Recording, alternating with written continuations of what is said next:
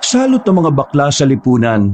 Yan ang palaging naririnig kong kataga sa aking nanay noon. Bagay na talagang tumatak sa utak ko hanggang ngayon. Hindi niya kasi tanggap ang pagkatao ko. Ang tingin sa akin ng sarili kong ina, isang kamalasan na dapat iwasan. Ang pagiging bakla ay pinandidirian niya. Noon, buong akala ko ay walang saysay ang buhay ko dahil hindi ko naman naramdamang mahalaga ako. Pero nang makilala ko ang aking ama, dito ko na napagtanto na meron pa palang papel ang isang kagaya ko sa mundong ito. Dahil ang baklang minamaliit ng karamihan ay siya rin palang haharap sa mga nilalang na kung tawagin nila ay aswang. Kilalanin niyo na lang po ko bilang si Jano. Pero Jonah sa gabi. Kabanong, mga kabangers at mga kayanggaw. Ito ang aking kwento. Pero bago tayo magsimula, kung maaari sana'y pindutin niyo muna ang subscribe button kung bago pa lang kayo sa channel nating ito. Mag-iwan na rin kayo ng comment at pindutin na rin ang like button. Napakalaking tulong po sa ating channel ang gagawin niyo pong ito. Isang malaking suporta po yun sa ating channel na labis ko pong ipagpapasalamat. At ngayon, sa ating pagpapatuloy. Rico, be! Anong be? May tayig kita dyan eh. Napakawalang kwenta mo talaga kahit na kailan. Nakakahiya ka. Kalalaki mong tao, nilalandi mo, lalaki rin. Wisit kang bakla ka. Hindi mo na ako binigyan ng kahihiyan sa mga tao. What? Nilandi daw? What? Hindi ko nilandi si Alfred, no? Nag-ask lang naman ako sa kanya eh, if anong magandang color ng lipstick. Ay naka, tigilan mo nga ako sa ganyan mga pananalita. Nakakabwisit. Sampalin kita ulit dyan eh. Nakakairita ka. Sana pinalaglag na lang kita nung pinagbubuntis pa lang kita. Mudang naman. Grabe naman yarn. Bakit? Ano bang silbi mo sa akin ngayon? Wala. Hindi ka nga makahanap ng magandang trabaho eh. Kasi nung nag-aaral ka, tatanga-tanga ka sa mga subjects mo. Puro palako lang grado mo. Talino naman ako. Pero bakit ang tanga-tanga mo? Malamang nagmana ka sa tatay mong wala rin namang kwenta. Knows ko naman na warla ka kay Pudang.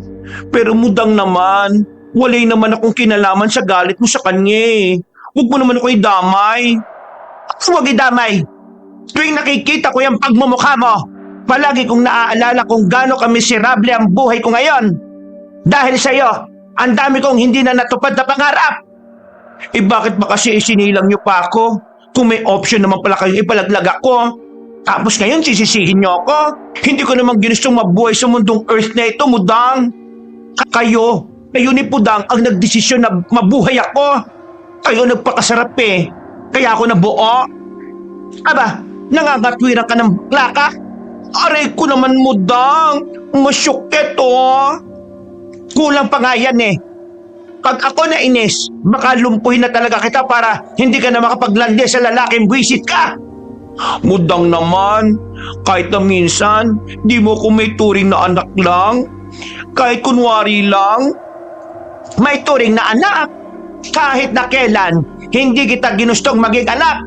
Mas gusto ko pang maging anak yung anak ni Josie kaysa sa iyo. Yung may magandang trabaho. Nakakapagbigay ng pera sa magulang. Ikaw, wala!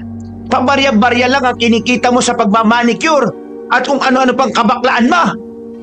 Alam mo, para matuwa ko sa iyo, lumayas ka na lang dito. Pero hindi mo naman gagawin yun eh, kasi makapal talaga ang pagmumukha mong bakla ka. Maiintindihan ko naman kung ayaw niyo talaga sa akin, Mudang eh. Pero sana, kung hindi niyo ako kayang mahalin, huwag niyo na lang sana ako saktan. Gonggang! Kailangan mong masaktan para magtinukang bayot ka. Para matuwa ko sa iyo ha. Pumunta ka kay Mang Erning at kunin mo yung binili kong karneron. Magluto ka na kagad dahil mamaya pupunta na ang mga amiga ko. Mag-iinom kami. Ayokong nandito ka mamaya ha. Nakakaya kung makikita nila yung pagmumukha mong parang nasubsob sa harina. Sige na, umalis ka na. Kunin mo na yung karne. Napapailing na lang ako ng mga sandaling yun, Kabanong. Sinunod ko ang utos ni nanay para hindi na rin ako masaktan. Nakuha ko naman ang karne. Kahit na puro kantsaw at pangungutya na naman ang narinig ko, ay wala akong pakialam. Pasok sa kabilang tenga, labas sa kabilang tenga. Ganun lang ang ginagawa ko palagi para hindi na ako maapektuhan. Pero paminsan-minsan, hindi ko rin naman talaga maiwasan, Kabanong, na masaktan ako sa mga sinasabi nila. Hindi ko kasi talaga maintindihan kung bakit nila ginagawa yon. Wala naman akong kasalanan sa kanila. Naging mabuti naman akong makitungo at makipag-usap. Pero pambabastos at pangungutya pa rin ang natatanggap ko. Isa pa, hindi ko maintindihan ay ang pagtrato sa akin ng nanay ko. Hindi ko maintindihan kung bakit sa akin niya lahat sinisisi. Samantalang siya naman ang nagdesisyon na buhayin ako sa mundong ito. Ang lahat ng katanungan ko sa sarili ko, sinasarili ko na lang. Sa tuwing ilalabas ko kasi sa nanay ko yon, nalilintikan lang ako. Madalas, nasasaktan pa. Sumapit ang gabi, nakaramdam na ako ng gutom pero hindi pa ako makauwi sa amin dahil kasagsagan ng inuman nila nanay sa bahay. Habang naglalakad, nakasalubong ko ang dalawa kong kaibigan. Ang dalawang lalaki sa baryo namin na kahit kailan hindi ako ginawang katatawanan. O Jano, saan ka pupunta? Wala, dito lang, walking. Bakit? Hindi ka siguro nakauwi sa inyo, no? Nadaanan namin bahay nyo na daming mga nagiinuman sa loob. Tumpak! Galing mo talaga, Papa Vicente. Hulaan ko, sinaktan ka na naman ng nanay mo, no? Hala, paano ko nalaman? Anong paano nalaman? Ayan, no, may pasa ka pa sa muka. Ay, wala ito. Minor injury lang ang peg. Malayo naman ito sa intestine eh. Hanggang kailan pa ba? Alin? Yung pagtitiis mo sa nanay mo. Eh di hanggat buhay pa. Pak! Ganun! Seryoso kami, buwang ka ba? Eh walay naman kasi ako magagawa eh. Siya na lang ang pamilyang meron ako. Ikaw kasi, Papa Warren, ayaw mo pa kasi ako itanan eh. Eh ano bang balak mo sa alok ko nung nakaraan? Magandang offer yun ah. Pwedeng stay in. Nagtatrabaho ka na, malalayo ka pa sa pagmamaltrato ng nanay mo. Bakit ayaw mo bang tanggapin? Saka na siguro. Eh bakit nga ayaw mo tanggapin? Ewan ko, hindi ko alam. Naguguluhan ng brain cells ko eh. Parang kapag umalis ako at iniwan ko si nanay, magmumukha akong makasarili sa mata ng lahat. Eh yun naman din ang gusto ng nanay mo eh. Ang mawala ka sa buhay niya. Kaya bakit nag-aalangan ka pa? Isa pa, huwag mong isipin ang sasabihin ng ibang tao. Kasi wala naman ang baga mga yun sa buhay mo eh. Basta, kapag ready na me, gora na ako dyan. Kumain ka na ba? Eh, hindi pa. Libre niyo ako? Ay nako, tara na nga. Sumama ka na nga sa amin. Mabuti na lang talaga. Meron 2 tao sa buhay ko na talagang pinaparamdam sa akin na mahalaga ako. Sa kanila na lang ako kumukuha ng lakas. Sila ang naging dahilan kung bakit naniniwala pa rin ako sa sarili kong may karapatan pa akong mabuhay. Nagtungo kami sa lugawan. Pagdating namin doon, muntikan pang mapaaway si Warren at Vicente. Meron na naman kasing nanlalait sa akin. Ginagawang katatawanan ang pagiging bakla ko. Inawat ko na lang silang dalawa dahil nagugutom na rin ako.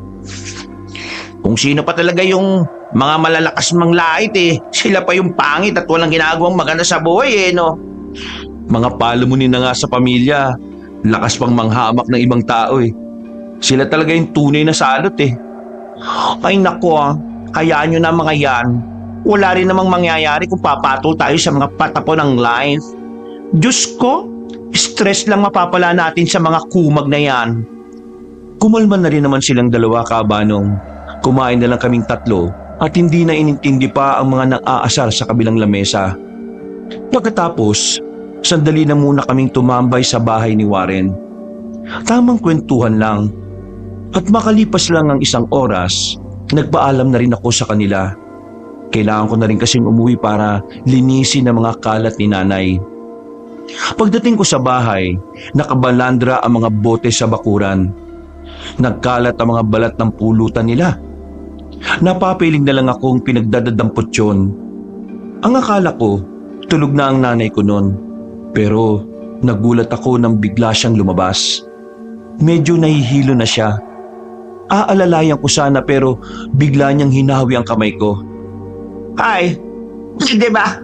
Bitiwan mo nga kung bakla ka? Mudang, baka matumba po kayo eh. Wala akong pakialam. Dahil wala rin naman akong pakialam sa'yo. Lasing lang po kayo, Mudang. Matulog na po kayo. Alam mo bang nakita kami ng tatay mo nung nakaraang taon? Alam mo anong ginawa niya? Tiningnan niya lang ako.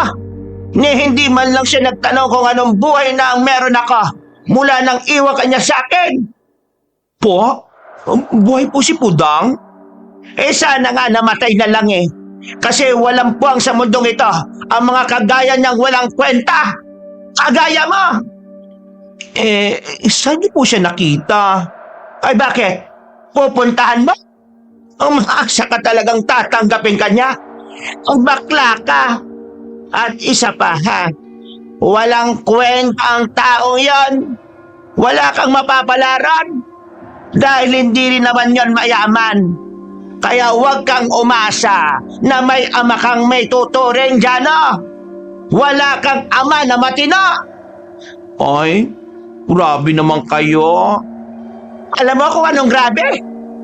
Itong lintik na buhay na ito. Umalis ka nga sa harapan ko.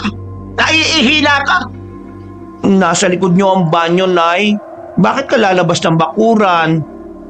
Tingnan mo na. Nahahawa na ako sa katangahan mo. Hindi ko na lang pinatulan pa ang nanay ko. Itinuon ko na lang ang atensyon ko sa paglilinis ng mga kalat nila. Makalipas lang ang ilang sandali, ay natapos na rin ako.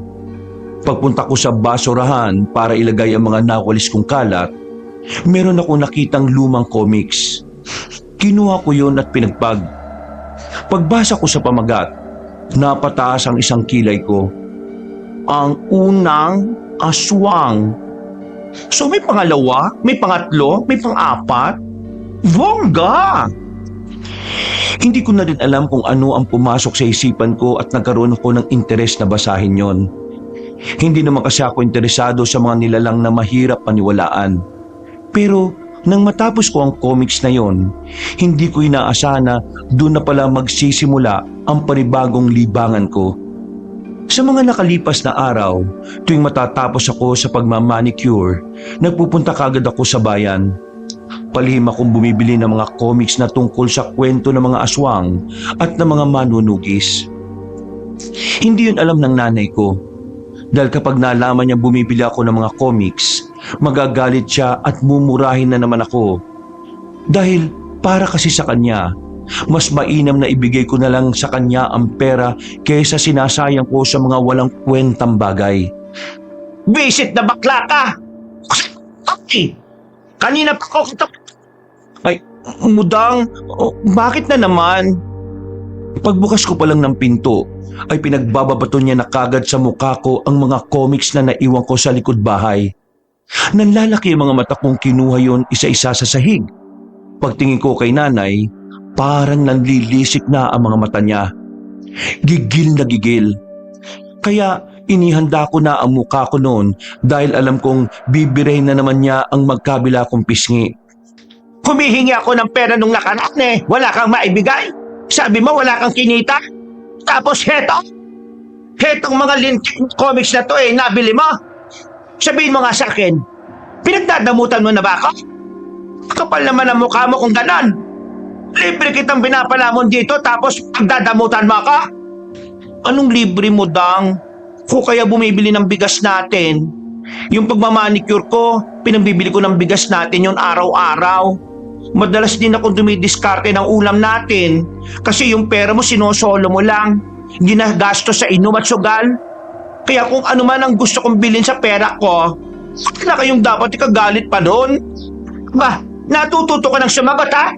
Gusto mo sa palingit? Oh, tama na. Masama po ang nag-aaway. Natigilan si nanay nang biglang dumating si Warren at Vicente. Agad namang nagsalubong ang kilay ng nanay ko. Noon pa man kasi, hindi na rin niya gusto ang dalawa kong kaibigan. Iniisip niya kasi na kaya ako bakla ay dahil kinukonsinti nila ako. Ay, ano ginagawa niyo rito? Yayayain niyo na naman sa tarantaduan itong baklang ito. Isasama lang naman po namin si Jano sa isang prayer meeting. Linggo po kasi ngayon, di ba? Ano? Prayer meeting?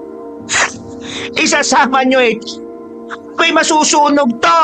Kasi kasalanan sa Diyos ang pagiging bakla. Aling Marin naman. Parang hindi niyo naman anak si Jano. Paano niyo po nasasabing kasalanan sa Diyos ang pagiging bakla? Ano ba kasalanan niya? May ginawa ba siyang masama? Nanakit ba siya? Nagnakaw? Nakiapid? Nanlamang sa kapwa? Wala naman Kaya bakit siya makasalanan?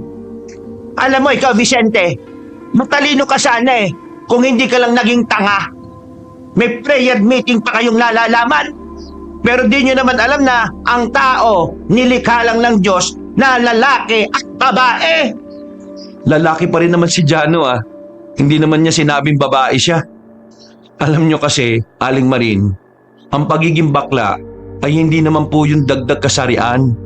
Ang pagiging bakla ay isang katauhan. Katauhan na dapat tinatanggap. Dahil ang pagiging bakla ay parte pa rin ng pagiging lalaki. Hay, alam niya, nabubwisit ako sa mukha ninyong tatlo. Umalis na nga kayo! Wala nang nasabi ang nanay ko noon. Kinuha ko na lang ang jacket ko at saka lumabas na rin kami. Malamig nung hapon na yon, pero nagiinit ako sa kilig dahil sa ginawang pagtatanggol ng dalawa kong kaibigan sa akin. Ano na naman ba kasi kinagalit ng nanay mo? Paano? Nalaman kasi niya na bumibili ako ng comics. Nung nakaraan hindi ko siya binigyan ng pera. Kaya ayun, warla ang Thunders. Kakaiba rin talaga si Aling Marin no? Wala namang pinatago, lakas makahingi. May sarili naman siyang pera. Ay nako, wag na natin siyang pag-usapan. Nai-stress ako. Tungkol ba kasi saan yung binibili mong comics? Baka kasi tungkol na naman sa mga lalaki kaya nagagalit nanay mo. Hoy, wrong ka dyan Papa Vicente. Tungkol yon sa mga aswang. Ha? Seryoso? Oo, tungkol sa mga aswang. Nagka-interest kasi ako Parang ang saya malaman ng mga uri nila. Ang dami pala nilang uri sa totoo lang. May tik-tik, may wakwak, may manananggal, gabunan. Basta, ang dami pa. May kubot din. Hindi ba kayo believer ng mga aswang? Alam mo, naniniwala din naman ako may aswang. Pero mas titibay sigurong paniniwala ko kung makakakita talaga ako ng totoong aswang. Don't! Huwag mong pangarapin. Base sa comics na binabasa ko, mga dangerous at scary talaga sila. Ha? Mga halimaw yan, di ba? Yes. Monster talaga. Tingin ko nga, meron ding aswang dito sa atin Hoy, hindi natin sure Ang sigurado lang, merong mga mukhang aswang. Ang papangit Uy, baka panglait naman to. May makarinig sa'yo dyan, bahala ka. Ay basta, if ever makakita ako ng aswang, bubudburan ko siya ng asin hanggang sa mangisay siya. Parang gumigiling at sumasayaw ng spaghetti pataas at spaghetti pababa. Sabay get out! Natawa na lamang sila sa mga pinagsasasabi ko, Kabanong. Maya-maya lang ay narating na rin namin ang venue ng prayer meeting. Agad din naman nagsimula. Pagkatapos, parang nalinis na naman ang pagkatao ko. Pakiramdam ko talaga mas lalo akong nagiging mabuting tao sa tuwing maririnig ko ang mga salita ng Diyos. Hindi naman ako madalas napapasama sa kanila dahil madalas may racket ako. Kaya hindi ko talaga sila tinatanggihan kapag gusto nila akong isama sa mga ganong ganap. Kinagabihan, mapayapa ako sa bahay. Wala ang nanay ko. Nagsabi na kinabukasan na daw siya makakauwi. Ang pag-iisa ko sa bahay ay parang isang himalang kalayaan. Walang maninigaw, walang magmumura, walang mag-uutos. At higit sa lahat, walang mangmamaliit, mananakit sa akin. Sulong-solo ko ang bahay. Nagbabasa lang ako ng comics nang makaramdam ako ng antok. Nakatulog na pala ako. Paggising ko, naririnig ko na lang na parang may umaangil na sa bakuran ng bahay namin. Ha? Sino yan? Walang sumasagot sa tanong ko. Patuloy lang ang angil at malalakas na kaluskos. Nang maglakad pa ako ng kaunti, nakita ko ang nanay ko na nakahandusay. Sa ibabaw niya ay merong isang mabangis na nilalang. Isang halimaw.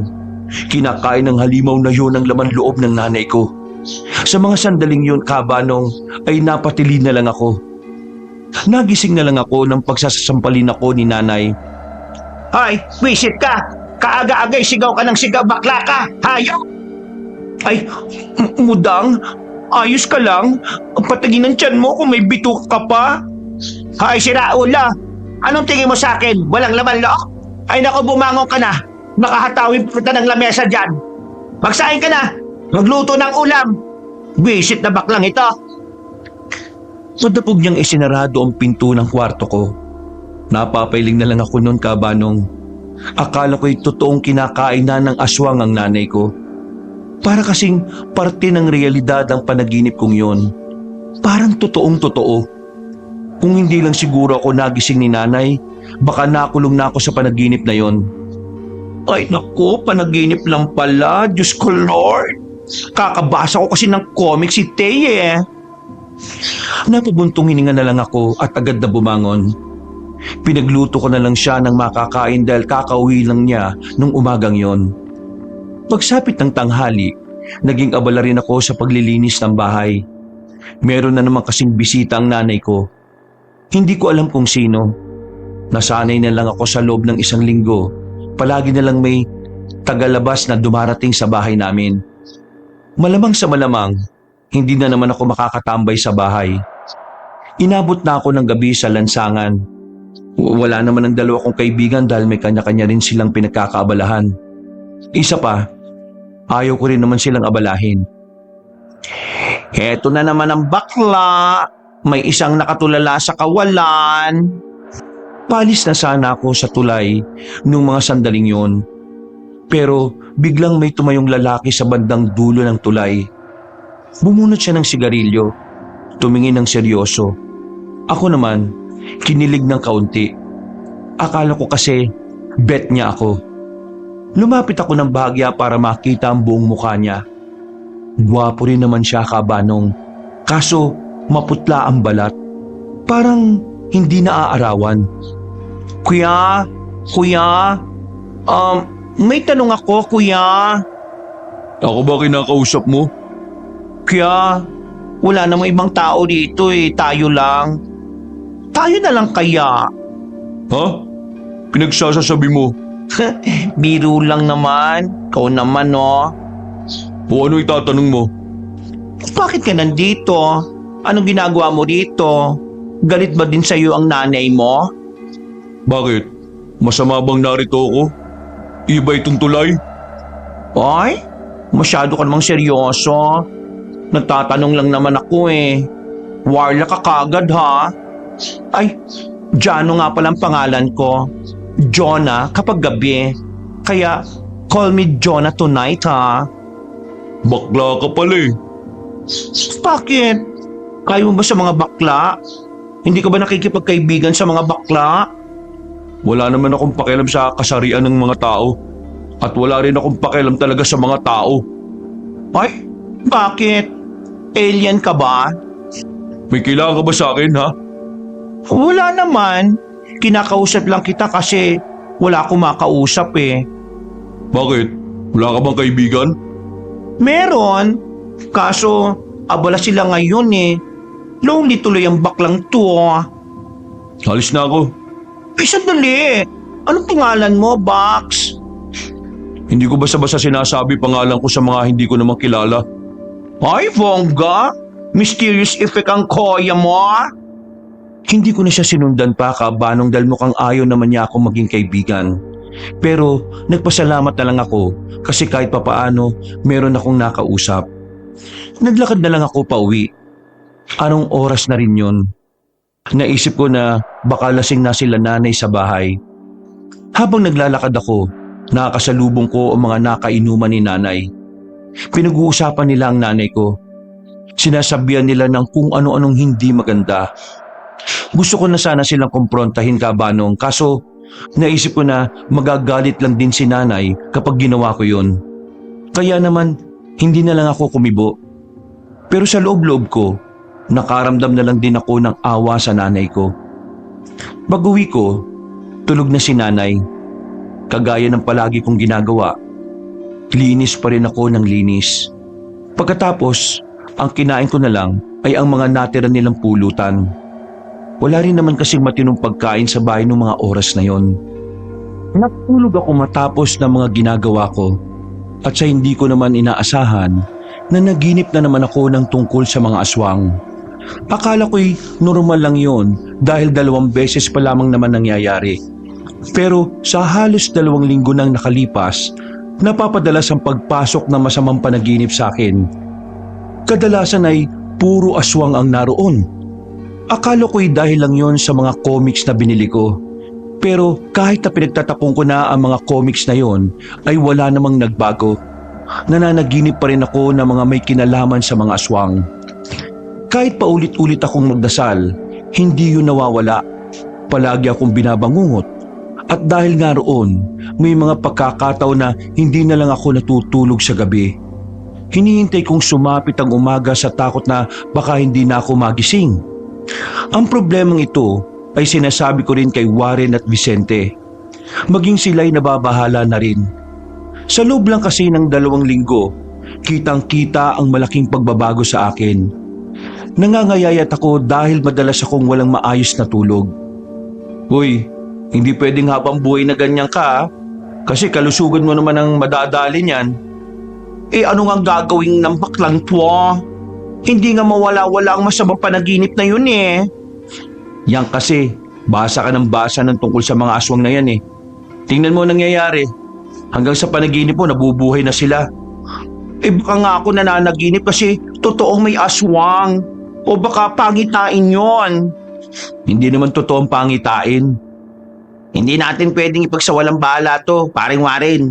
Paano kung pangitain nga yun? Na magiging totoo yun? So anong gagawin natin? Oo nga, what to do? Help me naman Meron akong alam na pwedeng makatulong sa'yo. Kailangan mong kumonsulta sa isang albularyo. Baka kasi mamaya may nangyayari ng kababalagan sa'yo. Kailangan natin malaman kung ano mga dahilan.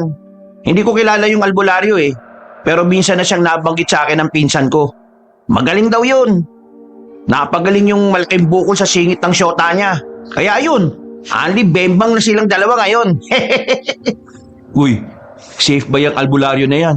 Sino ba yan? Sige, tatawagan ko yung pinsan ko para maitanong. May bayad ba yan? Sa pagkakaalam ko, donation lang yun. Pero kami nang bahala ni Warren doon. Umuwi na muna ako sa bahay para magpalit ng mas maayos na suot.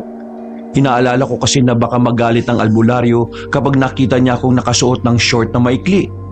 Baka kasi galit din siya sa bakla. Makalipas ang ilang minuto, sumakay na rin kami ng tricycle para puntahan ang sinasabing albularyo. Nasa baryo yun ng San Carlos. Medyo malayo sa amin. Pero wala namang mabigat na traffic kaya halos kalahating oras lang ang biyahe namin. Pagdating namin ng San Carlos, unang tanong pa lang sa mga nasa bungad ay tinuro na kagad nila ang tirahan ng nasabing albularyo. Kilalang kilala pala yun doon, kaya hindi na kami nahirapang hanapin siya. Parang kinakabahan ako dito pre. Parang bahay to ng leader ng mga rebelde. Ganitong-ganito yung napapanood kong palabas ni Fernando Po Jr. Palabas lang yun. Hello? Opo. May tao ba there? Ano kailangan niyo sa akin? Magandang gabi po. Kayo po ba si Mang Roel, yung albularyo? Ako nga. Bakit? May problema ba? Nagpagamot na kasi sa inyo yung kasintahan ng pinsan ko na may bukol sa singit. Nirekomenda niya po kayo sa amin eh. Ito po kasi kasama namin. Meron po siyang gustong ikonsulta. Okay, sige, pumasok kayo. Pero bago kayo pumasok ipahid niyo muna yung nasa balde sa braso ninyo. Para saan po yan? Gusto ko lang makasiguro na ang tinatanggap kong tao hindi aswang. Hindi aswang? Bakit? Aswang ba kayo? Nako, hindi po. Yun nga po yung problema namin eh. Aswang ang problema nyo. O siya, sige. Ipahid nyo na yan at pumasok na kayo kagad dito sa bahay ko. Matapos naming ipahid ang tubig na malabo na nasa balde, ay agad na rin kaming sumunod sa matanda. Nalaman namin na kinatasambawang pala ang tubig na yon. Pinupo niya kami sa mahabang upuan na yari sa katawan ng punong nyog. Nililibot ko na ng tingin ko ang maliit pero organisado niyang bahay. Marami mga burloloy na nakasabit sa pader. Meron ding mga nakadikit na iba't ibang uri ng itak at katana. Itong mga itak at katana na yan, ang madalas kong gamitin kapag may tinutugis akong aswang. Grabe, talaga pong may aswang ano? Ay bakit? Anong akala nyo? Trip-trip lang na mga matatanda ang pagsasabi na merong aswang? Hindi po ako naniniwala sa sinasabi niyo pero mahirap po kasing paniwalaan kapag walang katibayan na may aswang eh. Hindi pa kasi kami nakakakita ng totoong aswang. Sandali lang. Lumapit ang matandang lalaki sa isang aparador. Meron tong kinuhang mga papeles. Binuksan niya yon at inilapag sa lamesa. Pinakita niya sa amin ang mga larawan kung saan naroroon ang aswang. Nakita rin namin siya sa larawan na yon kaya kumpirmadong kuha ang larawan na yon na kasama siya.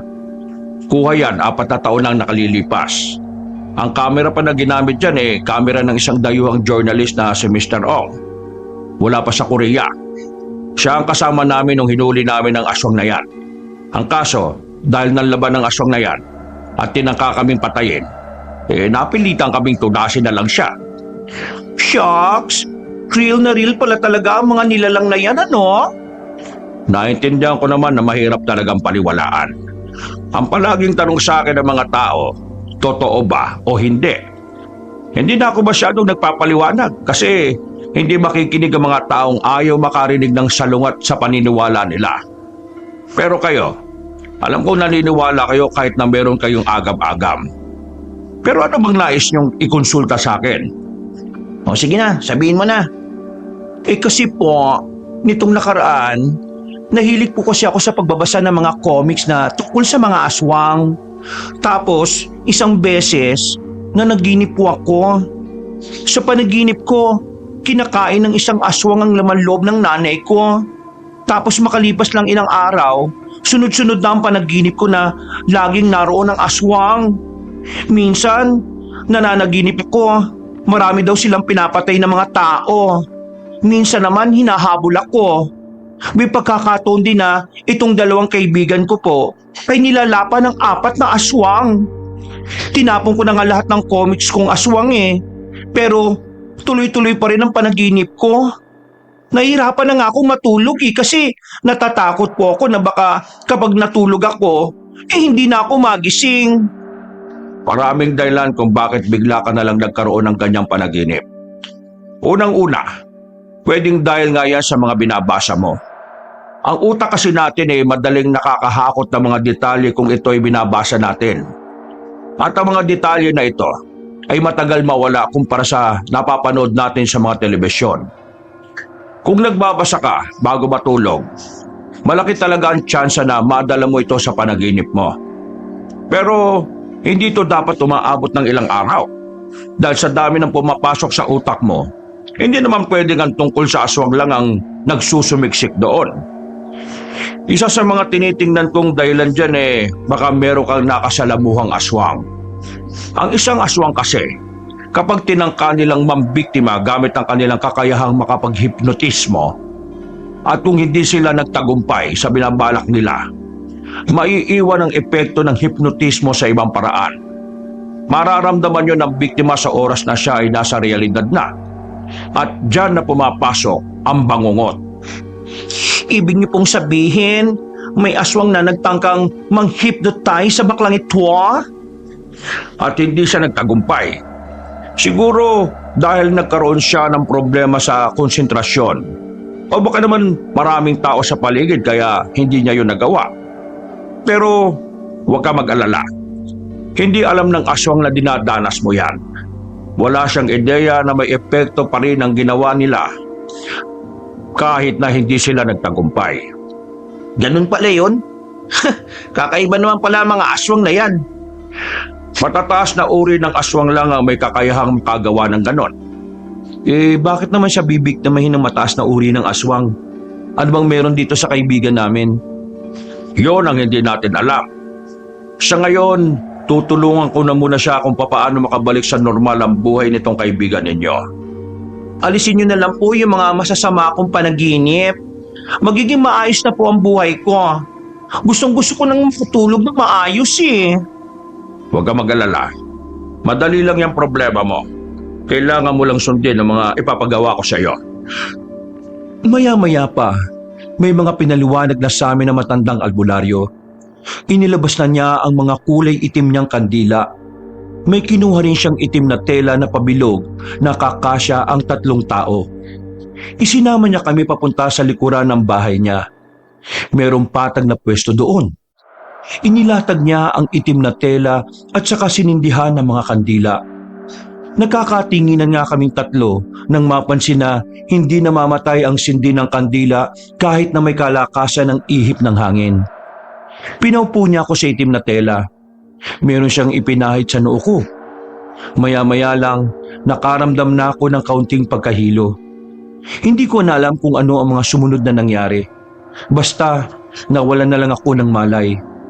Ang tanging naririnig ko lang ay ang boses na matandang albularyo na hindi naman malinaw. Gising ko, 2 oras na pala ang nakalipas. Tapos na ang panggagamot sa akin. Pawis na pawis ako. At para bang sobrang gumaan na rin ang pakiramdam ko. Nasaan na po yung 2 kong Frenny? Yung isa nagpaalam kasi pinatawag ng tatay. Yung isa naman, yung Warren, inutusan kong bumili ng makakain natin kasi kailangan mong kumain dahil alam kong gugutumin ka pagkatapos. Maayos na po ba ako?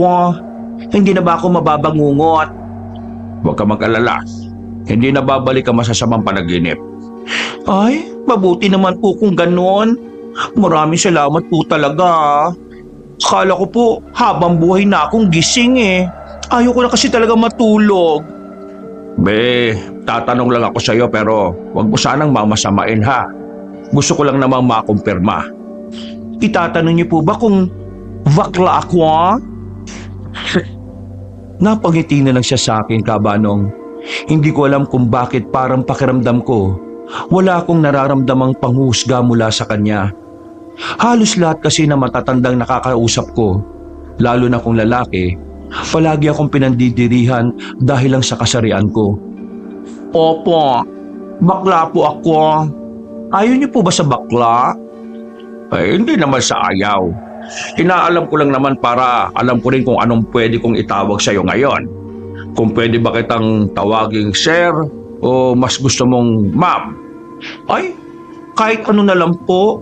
Yung iba nga po, pare tawag sa akin kahit nakasuot ako ng maikling short. Pero wala naman po problema sa akin kasi alam ko naman sa sarili ko na lalaki po akong ipinanganak. Mukha yatang hindi naging magandang trato ng lipunan sa iyo, ano? Hay, sinabi niyo pa.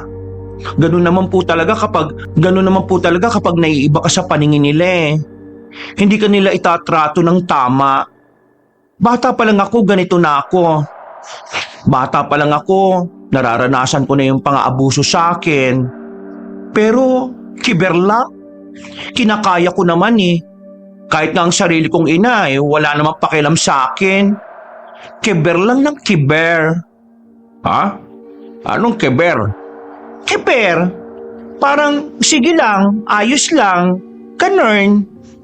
Pero alam mo, bibihira na lang ang taong kagaya mo ah. Ang alin? Ang taong inaabuso pero hindi lumalaban? Ang taong busilak pa rin ang puso kahit na hindi patas ang lipunan sa kanya. Kailangan magpakabait para magkaroon ng pwesto sa langit eh. Kapag nategi na ako. Sabi kasi ni Mudang, ang mga bakla daw walang puwang sa heaven. Kaya kailangan ko maging good girl sa mata ni Lord. Eh kayo po, ano po bang tingin nyo sa mga kagaya kong bakla? Sa totoo lang, meron din akong anak na bakla. Kaya hindi ka na bago sa paningin ko. Ang ibig kong sabihin, normal lang para sa akin. Hindi naman ako kagaya ng ibang tatanda dyan na kinamumuhian kayo. Magulang rin kasi ako eh. At naiintindihan ko ang anak ko kung bakit yun ang pinili niyang kapalaran. Sana lahat may tatay na kagaya nyo. Alam nyo yung tatay ko po kasi, hindi ko naman kilala eh. Sabi ng nanay ko, bata pa lang ako'y iniwanan niya kami. Eh ano bang dahilan at iniwan niya kayo? Ang sabi po kasi ng nanay ko, bigla-bigla na lang daw umalis, 6 na buwan pa lang matapos akong ipinanganak. Kaya yung nanay ko, ayun, galit na galit sa kanya. Pati tuloy ako'y nadamay. Ako ang palagi niyang pinagbubuntunan ng galit niya. Eh kung sakali bang makita mo yung tatay mo magagalit ka ba sa kanya? Eh kasi di ba iniwan ka niya? Eh, hindi po ako makaramdam ng galit sa tatay ko eh. Kasi sa poder ng nanay ko parang impyerno naman ang buhay ko. Kaya naisip ko, kung makikita ko ang tatay ko, sakaling matanggap niya ako. Sakali lang naman, di ba?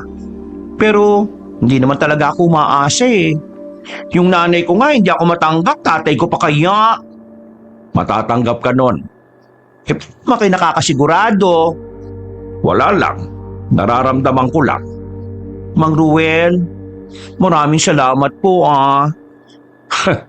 Trabaho ng isang albularyo na manggamot kaya walang anuman. Hindi lang po dahil doon. Maraming salamat po sa pakikinig at sa pagtanggap ngayon. Pangatlong tao na po kayo na tumanggap kung sino ako.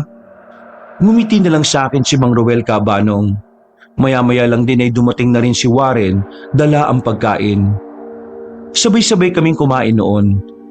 Pagkatapos, sinabihan ako ni Mang Ruel na doon na muna magpalipas ng gabi. Masyado na raw kasing mahamog sa labas. Hindi naman ako buntis para maging sensitibo sa hamog, pero tinanggap ko ang alok niya. Hindi ko rin alam kung bakit. Kinaumagahan, maaga kong nagising. Hindi kasi ako mapalagay kapag hindi ko pamamahay ang tinulugan ko. Pagdungaw ko sa labas, nakita ko si Mang Ruel na abalang naglalaga ng kung ano. Ah, gising ka na pala. Nagising ka ba sa pagsisibak ko? Hindi naman po. Hindi ko po kasi bahay ito kaya kusa ako nagigising ng maaga. Eh kung ganun kumain ka na muna. Naglalaga ako ng kamoting kahoy Ay, paborito ko po yan. Talaga? Pareho pala tayo. Hindi ko alam kung bakit magaan ang kalooban ko sa matandang yon, Cabanong. Pakiramdam ko matagal ko na siyang kilala. Hindi kasi ako nahihiya. Komportable ako nagsasalita at nagkukwento. Matapos ang almusal, dumating na rin ang 2 kong kaibigan. Sinundo na nila ako dahil wala pa akong pamasahe pa uwi. Ano? Kumusta? Wala na ba yung masamang panaginip mo? Ano, ayos ka na ba? Well, nakatulog naman ako na maayos. Wala na yung masamang panaginip. Ang galing nga ng thunders na yun no? Paano niya kaya nagawa yun? Goods na ang feelings ko. Mabuti naman kung ganon pero... Pero ano? Meron kang problema. Problema? Naman. Ang nanay mo. Kinabahan na kagad ako pagkasabing yun pa lang ni Vicente. Kaya nang makarating na kami sa amin, parang ayaw kong umuwi. Natatakot ako na baka kung ano na naman ang gawin niya sa akin para mapahiya.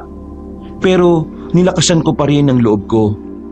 Pagpasok ko pa lang sa bakuran namin, pinaghahagis na niya ang mga damit ko.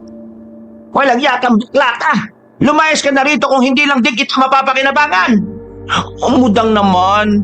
Ano na naman ba ginawa ko? At tanong ka pa? Kagigising ko lang, walang pagkain, wala lahat. Tapos hindi mo pa inabangan si paring Tobias kanina. Uutangan ko sana kaso wala namang gumising sa akin. Ayun, nakaalis na. Wala tuloy akong pera ngayong visit ka. Kaya ngayon, damputin mo tong mga gamit mo. Lumayas ka na rito, Visit! Mudang naman, wala akong mapupuntahan. Ito lang ang bahay na natutuluyan ko. Wala akong pakialam. Hindi ko hahayaan na sirain mo ang buhay ko dahil sa kamalasan na dala-dala mo. Mudang, wag po please. Magiging palaboy ako sa environment. Environment mo, mukha mo. Bahala ka sa buhay mo. Punong-puno na ako sa pagiging walang kwenta mong tao. Hindi ko sinabi sa mga kaibigan ko na napalayas ako ng bahay. Ang alam lang nila ay nagalit sa akin ng nanay ko dahil wala akong naihandang pagkain nung umaga. Wala akong nagawa, Kabanong. Kailangan kong umalis. Hindi ko na rin kinaya ang kahihiyan na dinudulot niya sa akin sa harapan ng mga tao. Bitbit ko ang mga damit ko na ipinasok ko na lang sa malaking plastic na itim. Para akong pulubi na umalis sa amin. Pinagtitinginan ako ng mga tao. Pero hindi ko na lang sila pinansin. Inabot na ako ng gabi sa lansangan. Hindi ko alam kung saan ako pupunta. Hindi ko na rin naman inabala pa ang kaibigan ko. Alam ko rin naman kasi na marami na silang iniisip at ayaw ko na rin makadagdag pa sa mga responsibilidad nila. Ay, naku naman talaga ang life ng baklang tuwa. Napakamiserable. Habang naglalakad ako sa gilid ng daan na medyo madilim na rin at wala nang ganong taong dumadaan, isang babaeng tumatakbo ang pumukaw sa aking atensyon. Para siyang merong tinatakasan. Lalapitan ko sana siya pero bigla naman siyang lumiko sa kabilang kanto. Pagtingin ko, may lalaking sumusunod sa kanya na hinahabol din siya. Sa kuryosidad ko, agad akong pumunta ron. Nasa ilalim sila ng poste ng ilaw. Kaya naman, namukaan ko ang lalaking yon. Siya ang lalaking nakausap ko sa tulay. Hala siya? Bakit ay nahabol yung babae? Magsyota ba sila at magkaaway sila ngayon? Diyos ko, pag-ibig nga naman. Aalis na sana ako pero nakita kong nawalan ng malay ang babae. Pinasa ng lalaki ang babae sa balikat nito. Kinabahan na ako noon, Kabanong. Sa isip-isip ko, kidnapper pala ang lalaking yon. Kaya pala nung kinakausap ko siya, pakiramdam ko may kakaiba sa kanya. Pero ang mas ikinagulat ko ay ang sumunod na nangyari. Biglang tumalo ng mataas ang lalaki papunta sa bubungan ng bahay na nasa harapan niya. Pagkatapos noon ay hindi ko na siya nakita. My God! Ano yun? Teka, Superman? Bakit siya ganun kataas tumalon? Diyos ko, die! Sa takot ko, kahit na alam kong wala naman na akong babalikan sa baryo namin umuwi na lang ako roon. Tumambay ako sa nakasaradong tindahan dahil anong oras na rin naman noon. Sa hindi inaasahang pagkakataon, nakita ko naman si Mang Ruel. Hindi ko alam kung anong ginagawa niya sa lugar namin, pero lumapit siya sa akin nang makita niya akong nakaupo doon. O dyan na, anong ginagawa mo dyan? Inaabangan mo ba yung truck ng basura kaya may hawak ka niyan? Ay, hindi po ito basura. Mga damit ko po ito. Ano? Mga damit? Bakit? Itatapon mo ba? Ano naman yan? Ay, hindi po. Hindi ko po itatapon ito. Anong ginagawa mo riyan? Gabing-gabi na. Kasi pinalayas na ako ng nanay ko. Wala akong mapuntahan. Ay pambihira. Ano yan? Saan ka na ngayon? Dito po. Ay, siya nga po pala. Ano po ginagawa niyo dito sa baryo namin? Malayo po kayo rito Hindi ko nga rin alam na taga rito ka pala. Di sana nagpasama ako sa iyo. Meron kasi akong ginamot dito kaninang hapon. Medyo napakwento. Kaya yan, ginabi tuloy ako. O sige. Teka, wala ka matutuluyan ka mo, di ba? Wala nga po. Doon ka na muna sa akin. May isa pa namang kwarto sa bahay ko. Po? Sigurado po kayo? Ay, nakakaya naman po. Sa mundong ito, nauunang namamatay sa gutom ang mga taong mahiyain. Kaya dapat matutunan mo rin kung kailan kakapalan ng mukha mo. Sige na, tara na. Kinapalan ko na lang din talaga ang mukha ko noong mga sandaling yon, Kabanong. Wala na rin kasi talaga ako mapupuntahan. Mabuti na lang din, may nasakyan pa kami pabalik sa bahay ni Mang Ruel. Pagdating namin, agad ko namang kinuwento ang nasaksihan ko. Ayon sa kanya, malaki ang posibilidad na aswang ang nakita ko. Dagdag pa niya, ang mga aswang daw ay parang nakaabot na sa lugar namin. May mga ginagawa raw kasi ang mga nilalang na yon na kung saan karamihan sa binibiktima ay mga babae. Natawa pa nga ako kasi sabi ko, malabong mabiktima ako. Pero sabi ni Mang Ruel, hindi pa rin ligtas kasi ang mga lalaki. Ang mga lalaking biktima naman daw ay ginagawang pagkain ng mga nilalang na yon. Kinaumagahan, maganda ang gising ko dahil masarap ang tulog ko. Wala nang panaginip, wala nang bangungot. Paglabas ko ay nakahanda na ang mga pagkain pang almusal. Wala nang hiya-hiya. Kumain na kagad ako, Kabanong. Mukhang nagutom ka talaga. Kasi umalis ako sa amin kagabi nang walang matinong kain eh. Ayos lang yan. Kumain ka ng marami. Ay, siya nga pala. Meron akong gustong ialok sa iyo Baka naman gusto mo. Iaalok? Ano po yun? Gusto mo bang matutunan kung paano ipagtanggol ang sarili mo sa mga nangaabuso sa iyo? Pati na rin sa mga aswang. Ano bang tinutukoy nyo? Tuturuan kita kung paano maging manunugis. Po? Sigurado po kayo? Bakit kung makatingin ka sa akin, imposibleng turuan kita? Ay, hindi naman po. Kasi bakla ko, diva. Wala naman yatang bakla na manunugis. Kasi kailangan dyan matapang. Matapang din naman ng mga bakla. At ang katapangan naman wala sa kasarian. Ano naman kung bakla ka? Minsan nga, mas lalaki pa sa lalaki ang mga bakla Kasi natatakot ako na baka madismaya lang kayo sa akin. Hindi. Alam ko kung ano ang kapasidad mo. Kahit na sa maikling panahon pa lang tayo nagkakakilala. Di, kung yan po ang sabi nyo, di, susubukan ko po. Matapos namin makapag-almusal, Kabanong, inabutan na niya ako kagad ng itak. Sinimulan namin ang mga madadaling galaw. Habang ginagawa namin yon, meron mga taong napapadaan sa harapan. Ang iba, natatawa. Ang iba, napapailing. Parang yun ang unang beses na nakakita sila ng bakla na magiging manunugis. Hindi ko na lang yung pinansin, Kabanong. Inisip ko na lang na kapag natutunan ko ng ipagtanggol ang sarili ko, wala nang mang-aapi o hahamak sa akin. Tumagal ng 1 linggo hanggang sa sumapit na sa 1 buwan. Malaki na ang ipinagbago ng katawan ko. Masasabi kong nagkaroon na ako ng lakas na di gaya ng dati na lalamya-lamya. Bukod kasi sa mga galaw, ginawa rin ni Mang Ruel ang makakaya niya para maging matibay at malakas ang aking katawan. Pero hindi pa lahat ay natutunan ko, lalong-lalo na sa mga galaw. Wala pa akong ganong alam. Ang mga alam ko lang ay mga pangkaraniwang natututunan ng mga baguhan. Walang ya. 1 buwan ka lang namin hindi nakakasama. Ang laki na ng pinagbago mo Tingnan mo, ang laki ng mga muscles mo. Hindi ka na mukhang princess niyan. Parang anumang oras handa ka ng mambigwas ang sabi kasi ni Mang Ruel, kailangan ko raw talaga ng muscles para maging strong ang bakla. Hindi naman sa tutol ako dyan Pero alam mo, sigurado ka na ba sa papasukin mo?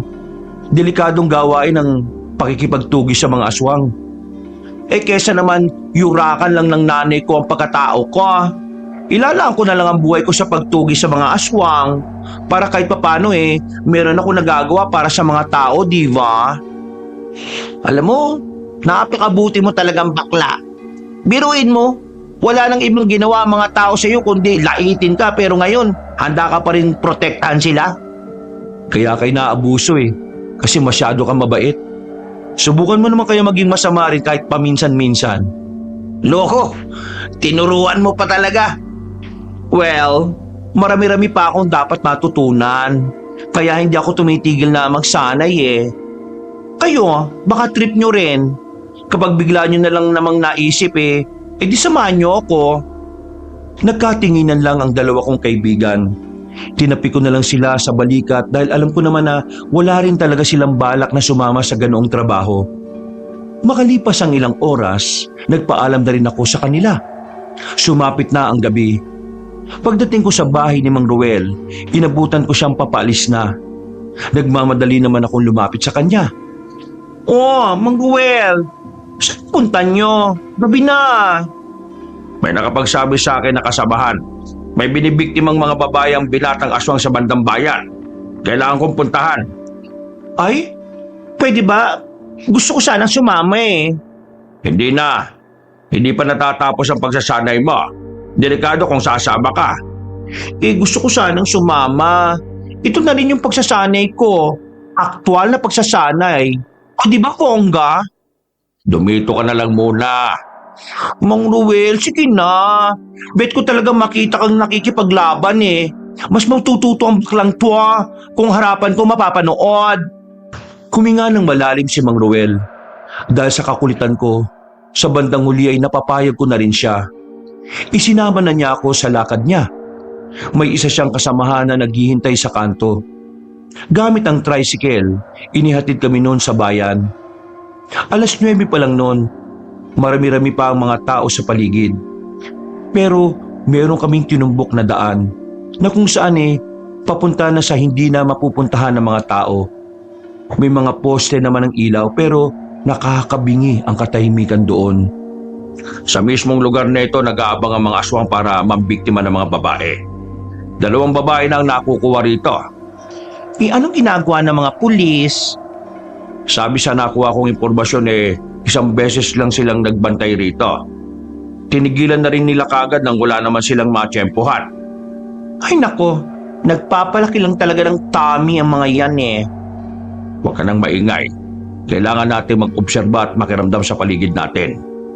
Halos kalahating oras din kaming naghintay sa gilid ng kalsada, Kabanong. Nasa likuran lang kami ng poste. Mga ilang sandali lang, natanaw na namin ang isang babae. Isang estudyante na mukhang walang pakialam sa paligid niya. Ayon kay Mang Ruel, kumukulo na raw ang langis na lana. Isang indikasyon na ang aswang ay nasa paligid na. Inilabas na ni Mang Ruel ang mahaba niyang katana. Habang ako naman ay dinukot na rin ang hawak na itak. Maya-maya pa, Ayan na sila! biglang tumakbo si Mang Ruel at saka hinila ang babae papunta sa akin. Sinaluko ang babae at tumilit kami para hindi siya mapahamak. Samantala, napatigil naman ang lalaking aswang sa gagawin niya nang makita si Mang Ruel. Huli ka, balbal! Sinasabi ko na nga ba Merong pakilamero. Hoy, Koya! Aswang ka pala? Kaya palang putla mo nung nag-usap tayo nung una. Ikaw pala yan. Hindi ko inakala na may manunugis na bakla. Ay, grabe siya. Ako nga hindi ko inakala na merong pangit na aswang Pangit? Sus, kunwari ka pa.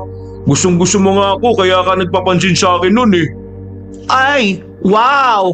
Bongga! Assuming ang palakang ito. Mang Ruel, turuan mo nga ng leksyon ng etyoserang yan. Ako nang bahala sa aswang na ito. Akala mo naman mananalo ka sa akin.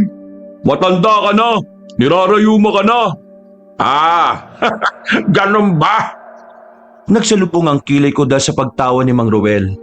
Hindi ko maintindihan kung paano niya nagagawang tumawa ng ganoon kahit halata namang nasa panganib kami. Anong nakakatawa, tanda?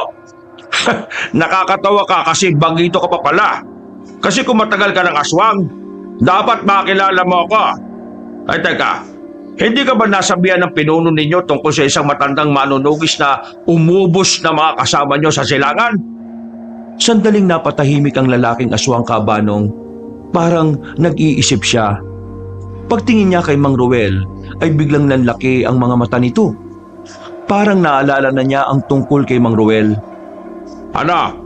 Mukha yatang bumalik na sa isipan mo, iho Naalala mo na ako? Yan naman kung ikaw yun.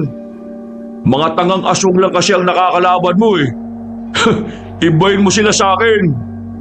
Ay, Jana, patakasin mo na yung babaeng yan. Sisimulan ko ng tunasin to. Sis Wang, gora ka na. Take care ha. Huwag syunga-syunga sa susunod, okay?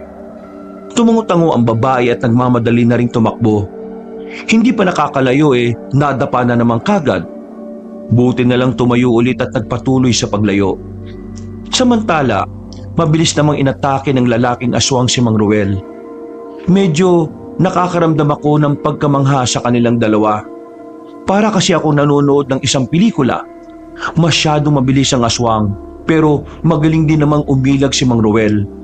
Ngayon lang ako nakakita ng isang matanda na akala mo walang sakit na nararamdaman sa tuhod tuwing gabi. Eto naman, kaya ba? Di pa ako pinagpapawisan Paano ka pagpapawisan Ngayon ka na mamamatay. Pagpapawisan ka kapag nainita ka na sa loob ng kabaong. Yan ang gusto ko. Talagang pumapalag. Tumistansya ang aswang. Muli namang lumapit si Mang Ruel. Umikot ito ng mabilis at saka hinataw ang katana. Hindi nakailag ang lalaking aswang. Tinamaan yon sa braso hanggang sa balikat. Dahil dito ay nakaramdam na ito ng pagkailang. Lumayo ito kay Mang Ruel at sandaling tumigil.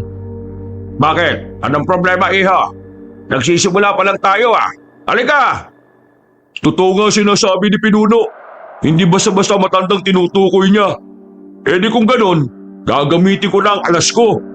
Haba, may alas ka pa pala talaga Muling gumapang ang aswang patungo kay Mang Ruel, pero hindi naman ito tumuloy. Nagtaka si Mang Ruel kung bakit. Yung pala, meron itong ibang binabalak. Merong inilabas na maliit na patalim ang aswang. Bigla niya itong pinukol kay Mang Ruel. Nagawa naman niyang ilagan yon. Kaya nga lang, may kasunod pa palang binabalak ang aswang. Nang makakita ito ng tamang pagkakataon, pumukol ito ulit ng isa pang patalim. Kasing laki lang ng pako. Tumama yun sa bandang hita ni Mang Ruel. Dahil dito, napahinto siya sa pagkilos niya. Nagtataka habang nakatingin sa kalaban. Ito palang balak mo Isang uri ng patalim na ibinabad sa matinding pagpaparalisan ng laman ng isang tao. Hindi mo may gagalaw yung isang hita mo. Alam ko na to. May gumawa na sa akin ito. Isang oras lang naman ang itatagal nito Kahit pa, sa isang oras na yon, mapapatay na kita. Sa muling pag-atake ng lalaking aswang, naging mahirap na para kay Mang Ruel na umilag. Hindi na siya makalis sa pwesto niya dahil sa kaliwang hita niya na naparalisa. Parang bigat na bigat siyang buhatin yon. Maya-maya lang, nakita ko na lang na sugatan na siya, pero nanatili pa rin siyang nakatindig. Sa muling pag-atake ng lalaking aswang, Sinabi ko naman sa'yo, di ba? Wala ka na magagawa. Hindi ka naaabot sa isang oras. Katapusan mo na. Away, bruha ka! nagulat ang aswang nang bigla kong tumakbo palapit sa kanya. Hinataw ko siya ng itak pero nagawa niya makailag. Sa lubong ang kilay niyang tumingin sa akin. Epal ka talagang bakla ka. Nakala ko manunood ka lang sa gilid kasi duwag ka Hoy, anong akala mo sa akin walang bayad? Hindi porke bakla ko takot na ako, no? Lalaki pa rin ako, bruha ka! Jano, delikado ang ginagawa mo. Mataas na level na aswang ang isang yan. Hindi mo siya kakayanin. Di, watch and learn. Hindi ako papatinag sa isang tong mukhang etyoserang palakha. Feeling pogi, bisaklat naman ang ilong. Anong sinabi mo sa ilong ko? Humanda ka sa akin! Nang makita kong gagapang na siya papunta sa akin, ay kinabahan na ako. Pero naalala ko ang mga turo sa akin ni Mang Ruel. Pagkalmot niya sa akin ay mabilis akong yumuko. Nailagan ko ang kamay niya. Nakakita pa ako ng tamang pagkakataon. Tinaga ko siya ng hawak kong itak. Nagulat siya sa ginawa ko. Akala niya ay hindi ko siya matatamaan. O ano, masyokет? The sword! Buti nga sa'yo! Buisit ka talagang bakla ka! Pakialamera ka! Ay, pakialamero pala! Oy, nalito! Palibasa mahina ang brain cells! Diyos ko, sumasakit ang ulo ko sa'yo, Jana. Kalmalicious ka lang dyan, Mang Roel. This is my show na. It's showtime! Kabado ko pero nilakasan ko na lang ang loob kong umatake sa aswang, Kabanong. Sinamantala ko ang pagkakataon kong duguan na rin siya. Makailang ulit ko siyang pinagtatataga. Ilag lang siya ng ilag. Dahil sa pagiging kampante ko, nakakuha naman siya ng tamang pagkakataon para tamaan ako sa tagiliran. Sinuntok niya ako. Napatigil ako sa pag-atake nang maramdaman ko ang impact. Buwisit ka! Ang tigas naman ng tagiliran mong hayop ka! Wag ka! Muscles yan, no? Aray, in fairness, ang sakit ah! Hindi na ako umatake nung oras na yon, Kabanong. Naobserbahan ko kasi ang ginagawa niya. Nakakatama siya kapag ako ang lumalapit. Kaya ang ginawa ko, siya ang hinintay kong umatake. At sa bawat atake niya, palagi ko siyang naiisahan. Napansin na rin niya siguro yon, kaya tumigil na rin siya. Naghihintay na lang kaming dalawa kung sino ang susugod. Oy, alam na niya ang plano ng baklang to ah. Buti naman functional na ang brain cells mo, Koya. Palalagpasin ko ang gabing ito, bakla ka! At ikaw matanda ka! Babalikan kita! Sa susunod na pagbabalik ko, hindi na ako papayag na hindi kita mapatay! Ha! Nakakatawa kang aswang ka! Nagawa kang patrasin ng isang baguang manunugis na halata namang nilalaro ka lang! Ay, bongga! Kinilig naman ako doon, Mang Noel. Umuwi ka sa inyo, aswang! At sabihin mo sa amo mo na handang-handa kaming harapin kayo! Umangi lang ng malakas ang lalaki. Maya-maya pa'y tumalon na rin ito sa mga kabahayan. Mabilis ko namang nilapitan si Mang Roel nang makita kong nahihirapan na siya. My God! What to do, Mang Roel? Iuwi mo ako. Nasa bahay ang gamot. Ay, bongga! Ano, lilipad tayo? Tricycle! Tumawag ka ng tricycle! Ang bihira ka naman, no? Oo nga pala. Okay, wait mo ko here ha. Tawag lang ako ng trike. Nagmamadali akong tumakbo habang kumikending. Pagdating ko sa kalsada, pinara ko kagad ang isang tricycle. Akala pa ng driver ay lalandiin ko siya. Muntik pa akong tanggihan. Pinakitaan ko na lang ng malalaki kong muscle kaya natakot siya. Isinakay niya ako at binalikan namin si Mang Roel. Wala nang malay si Mang Roel. Agad namin siyang isinakay sa tricycle. Nakarating naman kami sa bahay niya. Pero hindi ko naman alam kung alin sa mga gamot niya ang dapat gamitin. Tensyonado na ako. Buti na lang ay nagising siya. Pero hirap na hirap pa rin siyang makagalaw. Unti-unti na kasing umakyat sa itaas ng katawan niya ang pagiging paralisado. Sa aparador, yung garapo na may takip na kulay puti. Kunin mo! Wala akong sinayang na oras, Kabanong. Nagmamadali akong tumungo sa aparador at hinanap ang garapo na may takip na kulay puti. Nakita ko rin naman kagad yun. Para akong nabuhayan ng dugo. Pinainom ko siya ng kaunti. Isinandal ko siya sa pader at saka kumuha na rin ng maligamgam na tubig. Pinunasan ko ang katawan niya ng basang bimpo para mas mabilis na mabawasan ang init ng katawan niya. Matapos pa nga lang ng halos kalahating oras, naging ayos na rin ang kalagayan niya. Naigagalaw na niya ang kanyang buong katawan. Kaloka ha? Akala ko talaga going to heaven ka na, Mang Roel eh. Diyos ko, Lord! Maraming salamat at hindi ka nataranta. Hindi. Nataranta kaya ako. Mabuti na lang talaga at nagising ka. Kasi kung hindi, ang sunod mong gising sa langit na. Malay ko ba sa mga gamot mo? Ikaw talaga. Pero maraming salamat pa rin. Kaloka ng bongga ang aswang na nakalaban mo. May utak din siya ha. Kagaya nga ng sinabi ko sa'yo, mataas na uri na ng aswang siya. Hindi siya gaya ng mga aswang na nababasa mo sa comics. Paano yarn? Nakatakas siya. Magsusumbong sa bossing niya yon. Mas maganda nga yun para malaman ng amo niya na hindi tayo natatakot sa kanya. Napabuntong hininga na lang ako noon, Kabanong. Pero sa loob-loob ko, may halong saya akong nararamdaman. Saya dahil kahit papaano, alam kong may napuntahan na mga natutunan ko mula kay Mang Roel. Nung gabing yun, ay nagpahinga na muna kami. Agad siyang nakatulog at sumunod na rin ako.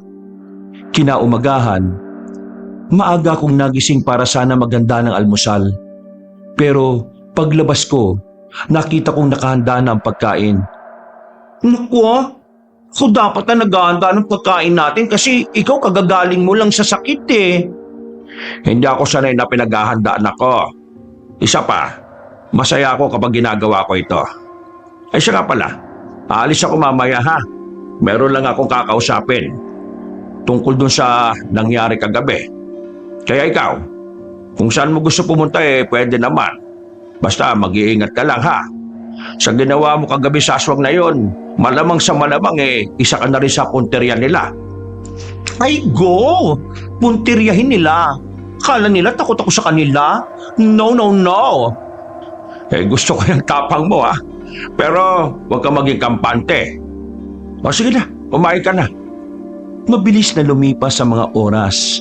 Umalis na rin si Mang Ruel. Ako naman ay pumunta na lang ulit sa baryo namin para makita ang dalawa kong kaibigan. Pagdating ko, nakakasalubong ko kagad ang nanay ko. Naninibago siya sa itsura ko. Kahit kasi bakla ko, hindi na ako nagsusuot ng pambabae. Simpleng polo at pantalon na lang. Tiningnan niya ako mula ulo hanggang paa. Ako naman napangiti. Akala ko sa pagkawala ko ng halos 1.5 buwan, magiging masaya siyang makita ako ulit. Pero nagkamali pala ako. O ano, bakit ka narito?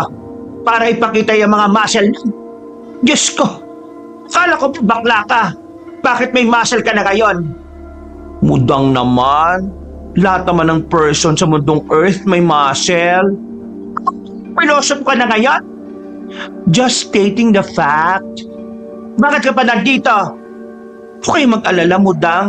Hindi ko naman po kayo aabalahin. Nandito lang naman po ako kasi taga rito ang dalawa kong kaibigan eh. Ang dalawang tao na tanggap ang aking katauhan. Nagpaparinig ka ba? Hindi naman, Mudang. O sige na, aalis na ako. Pupuntahan ko na lang sila. Sandali! Ay, bakit, Mudang? May pera ka ba dyan? Pahingi nga. Ay, wala akong pera dito, Mudang. Ang sabihin mo, nakahanap ka na ng trabaho at ang perang sinasahod mo ay inuubos mo lang sa mga lalaki mo. Kahit na kailan talaga, wala kang kwenta. Ay, Mudang naman oh. Yan na naman kayo eh. Kung ano-ano na naman ang iniisip ninyo. Ay, wag mo nga akong tawag-tawaging Mudang. Nakakairita ka. Palibhasa wala kang ibang alam kundi maging makasarili. Kahit kailan hindi mo ko tinulungang makaahon sa buhay na iniwan sa atin ng ama mo. Buisit! Ay, Mudang, ikaw ang sumira ng buhay mo. Hindi naman ako. Hindi na ng tatay ko na naglahong parang bubbles. Ikaw ang may kontrol sa buhay mo. Kahit anong desisyon ay kayo po ang gumagawa. Kaya wala po kayong ibang dapat sisihin kundi ang sarili nyo lang, no? Walang hiya ka talaga. Hep. Muscle may muscle na akong malaki. Ay, bakit? Pinagbabantaan mo na ba ang nanay mo ngayon? Hindi naman, Mudang. Sinasabi ko lang naman sa'yo na ibang Jano na ang kaharap mo ngayon. Ang Jano na kahit kailan, hinding-hindi na magpapaapi. Kahit na sa sarili ko pang kadugo. O sige na, babush, Mudang. Walang hiya ka. Bumalik ka rito! Hindi ko na nilingon pa ang nanay ko. Pakending-kending pa ako habang naglalakad. Habang tinatahak ko ang daan papunta sa bilyaran na tinatambayan ng dalawa kong kaibigan, nararamdaman ko na parabang merong sumusunod sa akin. Pero kapag nalingon ako, bigla-bigla namang nawawala. Noong mga sandaling yon, alam kong hindi normal ang nararamdaman ko, kaya medyo kinabahan ako. Pero kailangan kong tumayo sa sarili ko mga paa dahil wala si Mang Ruel sa tabi ko noon. Binilisan ko na lang ang paglalakad ko hanggang sa makarating na ako sa bilyaran. Oh, Jano, buti nandito ka. Sakto talaga lagi ang dating mo. O bakit? Anong meron? Papunta kami ngayon sa bayan. Mamimili kami ng gagamitin namin para sa dadaluhan namin kasal sa susunod na buwan. Balak sana namin isama ka para naman makasama ka namin gumala. Hoy, kayo hindi nyo talaga ako kinakalimutan. By the way, sige, gora ako dyan. Uy, ayos! Alis na tayo! Alauna pa lang noon ng mga sandaling yon. Kaya naman dali-dali na rin kaming tumungo sa sakayan papuntang bayan. Inabot na kami ng hapon pero wala namang kaming nabiling damit para sa kanila. Nauwi lang ang lahat sa kakalakad at kakagala. Ang papangit talaga ng mga tindang damit dito sa bayan. Baka pumunta na lang ako sa kabilang probinsya kapag nagka-oras. Kaya nga Pero masaya naman ako ngayon kasi kompleto tayo. Ay, Jano, kanina ka pa tahimik. May problema ka ba? Nakita ba kayo ni Aling Marin kanina? Nag-away na naman ba kayo? Ay, sorry mga box Oh, bakit? Ba't ka nagsusorry? Hindi ko kagad naikwento sa inyo na meron kaming nakalabang malakas na aswang kagabi. Pero nakatakas siya We, may nakalabang ka na? Ibig sabihin napatras nyo? Oo, kaso pakiramdam ko, sinusundan niya ako ngayon. Pagsabi kong yun, ay agad naman silang natahimik. Lumingon-lingon siya sa paligid. Nakita nila sa likuran ng isang matangkad na lalaki na parang kanina pa sunod ng sunod sa amin. Napatingin ako sa relo. Ilang minuto na lang ay sasapit na ang kadiliman. Bagay na ikinabahala ko. Lalo na't kasama ko ang dalawa kong kaibigan na dapat hindi nadadamay sa pagiging manunugis ko. Yun ba yun? Yung lalaki matangkad na maputi? Korak, tumpak. Kaya bilisan na natin maglakad. Saan punta natin ngayon? Hindi kayo pwedeng umuwi sa mga baler nyo. Baka masundan kayo at madamay ang mga family ninyo. Sorry talaga Dahil sa akin nalalagay ko sa panganib. Hindi na sila nagsalita. Nagmadali na lang kaming maglakad. Dumating sa puntong tumakbo na rin kami. Nakarating kami sa isang kalsada na wala ng gaanong taong dumaraan. Yun lang kasi ang malapit na daan patungo sa terminal na sasakyan namin. Pero nagulat na lang kami nang biglang may lumabas na lalaki mula sa gilid ng iskinita. May mga bend siya sa iba't ibang parte ng katawan, pero parang hindi rin naman yon iniinda. Di ba sabi ko sa'yo bakla ka? Hindi ba tayo tapos? Wow! Kumakatok! Parang magjowang nag-break Huwag ka magkalala. Hindi ko nakakalimutan ang nangyari. Tandang-tanda ko pa kung paano ka tumakas na may takot na reaksyon. Ha? Aswang talaga yan? Huwag mo nang inisin. Unang tingin pa lang alam ko na kagad na hindi gagawa ng mabuti. Nagsama ka pa talaga ng dalawang alalay Mas maganda nga to. Sakto, nagugutom ako. Oops, huwag ka makulit. Lalabanan kita. Lalabanan? Wala yung matandang inaasahan mo. Ikaw lang ang narito. Mahinang bakla ka lang naman kaya magdasal ka na. Ang yabang naman ng koya. Akala mo scary ka na niyan? Para kang batang inigawan ng lollipop kaya galit na galit. Nakita kong mas lalong nanggigil ang lalaking aswang. Hindi nagtagal, tumakbo na siya papunta sa akin. Agad ko namang itinulak sa gilid si Warren at Vicente. Nang makalapit sa akin ng aswang, nagawa niya akong patamaan ng suntok. Jano! Don't worry boys, I can manage. Pinatunog ko ang mga daliri ko. Kasama na rin ang leeg. Dahil wala akong daladalang sandata, mano-manong suntukan ang nangyari. Sa sunod na pag-atake ng lalaking aswang ay hindi ko nailagan ang suntok niya. Tinamaan na naman ako sa panga. Nakaramdam ako ng pagkahilo na naging dahilan para mas lalo kong mabugbog. Wisit kang aswang ka! Huwag mo saktan yan! Nakita kong sabay na lumusob ang dalawa kong kaibigan, pero nahahawakan lang ng aswang ang kamao nila. Hinigpitan ng aswang ang pagkakahawak hanggang sa maramdaman nilang parang dinudurog ang kanilang kamao. Hindi na ako nagsayang ng oras. Nagmamadali akong lumapit at saka sinubukang suntukin ang kalaban ko. Nailagan niya pa rin ako. Binitiwan naman niya si Warren at Vicente. Aba, magaling kang hayop ka Sinabi ko naman sa yung gagantihan kita, di ba? Mangyayari yun ngayon. Papatayin kita kasama ng dalawang mong abubot. In your dreams. Sabay kaming sumugod sa isa't isa. Sinuntok niya ako at sinuntok ko rin siya. Pareho kaming tinamaan sa panga. Pero hindi ko yun ininda. Doon din naman siya. Parang wala lang sa amin ang nangyari. Kaya naman tumingin ako sa paligid. Meron akong nakitang bato. Pagkakuha ko noon, nilapitan niya ako kagad para hindi ko maibato sa kanya. Pero ang ginawa ko, pinukpok ko sa mukha niya. Napatrasyada sa ginawa ko. Hindi pa ako nakontento. Pinukol ko ang bato pero nasalo na niya yon. Mas lalong nagbago ang anyo niya. Lumitaw na ang mahaba niyang kuko. Pati na rin ang dila niyang merong tuli sa dulo. Kaya ang ginawa ko, naghanap ako ulit ng pwedeng ipambato sa kanya. Pero wala na akong nakita. Pagharap ko ay nasa harapan ko na siya. Sinakal niya ako, itinaas sa ere. Kala niya'y mapapatay na niya ako. Pero sadyang gumagana ang utak ko nung mga sandaling yon, Kabanong. Pinitik ko siya sa mata. Nabitawan niya naman ako. Sinamantala ko ang pagkakataon at sinipa ko na naman siya sa pagitan ng hita niya. Namilipit siya sa sobrang sakit. Bago pa siya makarecover, sinuntok ko na siya ng malakas sa nguso. Duguan ang bibig niya. Pinagsasasampal ko pa ng kaliwat kanan. O ano? Gusto mo pa? Heto pa! Sidekick! Sinipa ko siya ng malakas sa muka.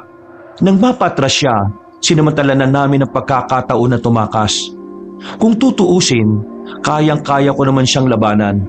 Pero ang iniisip ko lang ay si Warren at Vicente. Malaki ang tsansa na mapahamak sila dahil hindi gaya ko. Wala silang alam sa pakikipaglaban sa mga aswang. Faster! Gora lang ng gora! Dito! Liko tayo rito! Walang ya. Wala na rin katao-tao rito. There! Please! Gumora tayo there! Malaki na ang hakbang na ginawa namin para lang makaabot sa isang ginagawang gusali. Nagtago na muna kami roon. Hingal na hingal kami habang nasa likod kami ng mga hollow blocks. Ganun pala talaga ang aswang. Ang lakas, ang bilis. Sinabi ko naman kasi sa iyo hindi sila normal gaya ng tao. Pero Jano, ayos ka lang ba? Okay lang ang baklang tuwa. Kayo ang inaalala ko Wala namang problema sa amin. Di naman malala ang ginawa niya Pero ikaw, may tama ka sa balikat mo. Nakalmot kaya yata ako ng cute niyang fingernails. Pero oks na oks lang ang bakla. Huwag kayong mag-alala. Anong plano mo? Tutuluyan ba natin ang aswang na yun? No, wala tayong chance manalo sa mga time na ite. Ha? Paano walang chance? Ikita naman namin kung paano mo pinadugo yung nguso niya. That aswang is not alone. Pakiramdam ko meron siyang mga kasama. Medyo dangerous kung haharapin na natin ang lokang yon. May kasama pa talaga yun. Ang lakas na nun Ma-pride ang loka Kaya nakipag 1 versus 1 sa akin kahit 3 tayo. Pero ang totoo, nasa environment lang ang kanyang mga kasamang garapata. Ayoko mapahamak kayo, no? Kaya ang priority natin, makatakas at makarating sa baler ni Mang Ruel. Sumilip ako sa paligid. Wala ko nakitang kahit na ano. Akala ko, ligtas na akong lalabas kami. Pero hindi pa pala. Dahil hindi pa man kami nakakalayo, biglang dumating ang mga aswang. Naamoy yata nila ang sugat ko kaya madali nila kaming nahanap. Akala mo siguro makakatakas kayo, ano? Kung inakala mong sisikatan ka pa ng araw, nagkakamali ka.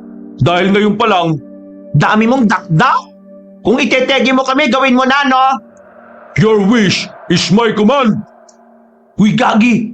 Ayaw ko pang mamatay, ha? Ay, world!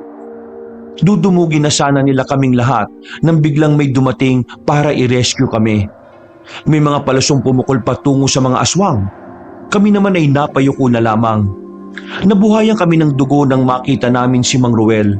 Dahil sa pagdating nila, agad namang nagpulasa ng ibang aswang na hindi tinamaan ng palaso. Ang lalaking aswang din ay mabilis na nakatakas. Buwisit na swangit na yon. Kaya mo na. Ang malaga naman ligtas na kayo.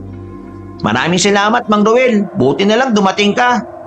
Akala ko talaga makikita ko na si San Pedro. Pero, paano nyo kami nahanap? Kayong araw talaga nilaan namin ang oras namin sa paghahanap sa kanila. At dito kami dinala ng mga bakas nila. Hindi ko rin inaasahan na kayo ang makikita namin. Ay teka, sugutan ka. Ayos lang ito, ano ka ba? Malayo ito sa heart. Problema namin ngayon, kung uuwi ba kami sa pamilya namin. Ay wag muna. Damay na kayo sa problema ito Mas mainam na hindi na muna kayo umuwi para hindi malaman ng mga aswang kung sino-sino ang mga taong konektado sa inyo. Pasensya na talaga ha. Dahil sa akin kaya mamimiss nyo ang inyong family. Ayos lang naman. Ang mahalaga naman sa akin, iligtas tayo. Pati na rin ang kaligtasan ng mga pamilya namin. Tama sa Vicente. At sana sa nangyari ngayon, parang gusto ko na rin matutong pumatay ng aswang Lintik yun. Hindi ako nakaganti. Mamaya na natin pag-usapan ng mga yan. Kailangan na muna nating lisanin ang lugar na ito. Mga kasama, sunugin ang bangkay ng mga aswang na yan para hindi na nila buhayin pa. Hindi na rin kami nagtagal doon. Agad na rin kaming umalis. Pagdating namin sa bahay ni Mang Ruel, ay agad niyang ginamot ang sugat ko. Noong mga oras na yon, napapansin kong panay ang tingin sa akin ni Warren at Vicente. Kaya nang pumasok na sa loob si Mang Ruel, ay agad ko silang kinausap sa bakuran. May sasabihin ba kayo mga box? Napansin lang namin na parang sobrang close na kayo ni Mang Roel Parang mas kilala ka niya kaysa sa pagkakakilala namin. Nagsiselos na tuloy kami Hoy, baliw kayo. Ano ba pinag-iisip nyo? Parang tatay ko na si Mang Roel, no? Ikaw ang baliw. Wala naman kaming iniisip na masama Natutuwa lang kami kasi sa wakas, nakahanap ka na ng isang tao na talagang magpaparamdam sa iyo ng pag-aalaga ng isang ama. Kahit na hindi mo siya tatay, parang tatay mo na rin dahil maayos ang trato niya sa iyo Mismo, brother. Sa totoo niyan, mag-anak kalooban ko kay Mang Ruel. Kaunting-kaunti na nga lang, tatawagin ko na rin siyang tatay Pero parang ayaw ko kasi na may anak siya. Parang wala akong karapatang gawing ama ang hindi ko naman talaga ama. Baka kaya siya mabait sa akin kasi namimiss niya yung anak niya. Bakla din daw kasi ang anak niya Biglang tumayo si Vicente at Warren. Lumapit sila sa akin at tinawakan ako sa balikat. Magmula ngayon, itong tatandaan mo hindi ka na basta bakla lang. Isa kang taong may kakayahang makapagligtas sa buhay ng mga tao. Noon pa man, hindi ka namin tiningnan sa mababang paraan Ngayon, tumataas lalong tingin namin sa'yo. Kaya gusto ko na rin matuto niyan ang makipaglaban sa mga aswang. Oo, ako rin. Paano mga pinagkakakitaan nyo? Hindi pa naman ako kailangan sa tindahan. May oras pa ako. Ako naman ayos lang matanggal. Ayaw ko na rin naman sa trabaho namin Kasi sira ulo yung boss namin dun Kinukupitan yung mga pinapasahod niya tapos sasabihin wala pang pera. Noong mga oras na yon, gusto kong maiyak dahil sa mga sinabi nila Kabanong. Hindi ko alam kung anong kabutihan ang naidulot ko sa kanila at bakit gano'n na lang sila kabait sa akin. Kahit na alam kong 3 lang ang taong nagbibigay ng halaga sa akin, naging sapat na yon para maging kontento na ako sa buhay. O sige na't magpahinga na muna kayo. Ako nang bahalang magbantay total. Meron naman akong gagawin, baka abutin din ng umaga. Patutulog ako kapag gising na kayo. Maraming salamat po talaga, Mang Roel Sana'y mapagbigyan nyo rin kami na magkaroon ng kalaman gaya nitong si Jano na kumakalaban sa mga aswang. Kung pwede lang naman po. Kung yan ang gusto nyo, sige. Bukas ng hapon, magsisimula tayo. Tungtuwa ang dalawa. Akala siguro nila laro-laro lang ang papasukin nila. Pumasok na kami sa bahay at nakapagpahinga na rin. Kinabukasan, sinimulan na rin ng dalawa ang pagsasanay. Mabilis namang matuto si Warren at Vicente. Kaya 3 araw pa lang kahit papano, may nalalaman na sila. Tatagal pa sana na maraming araw ang kanilang pagsasanay kung hindi lang dumating ang masamang balita. Gabing-gabi na. Sino ba yung kausap ni Mang Roel? Friendin niya yan, galing sa ibang grupo. Mukhang napakaseryoso na pinag-uusapan nila. Iniwan sandali ni Mang Roel ang kinakausap niya. Agad din namang siyang lumapit sa amin. Jano, kailangan natin bumalik sa baryo ninyo. Why? May problema ba? Malaking problema. Nalaman na ng mga aswang ang kahinaan ko.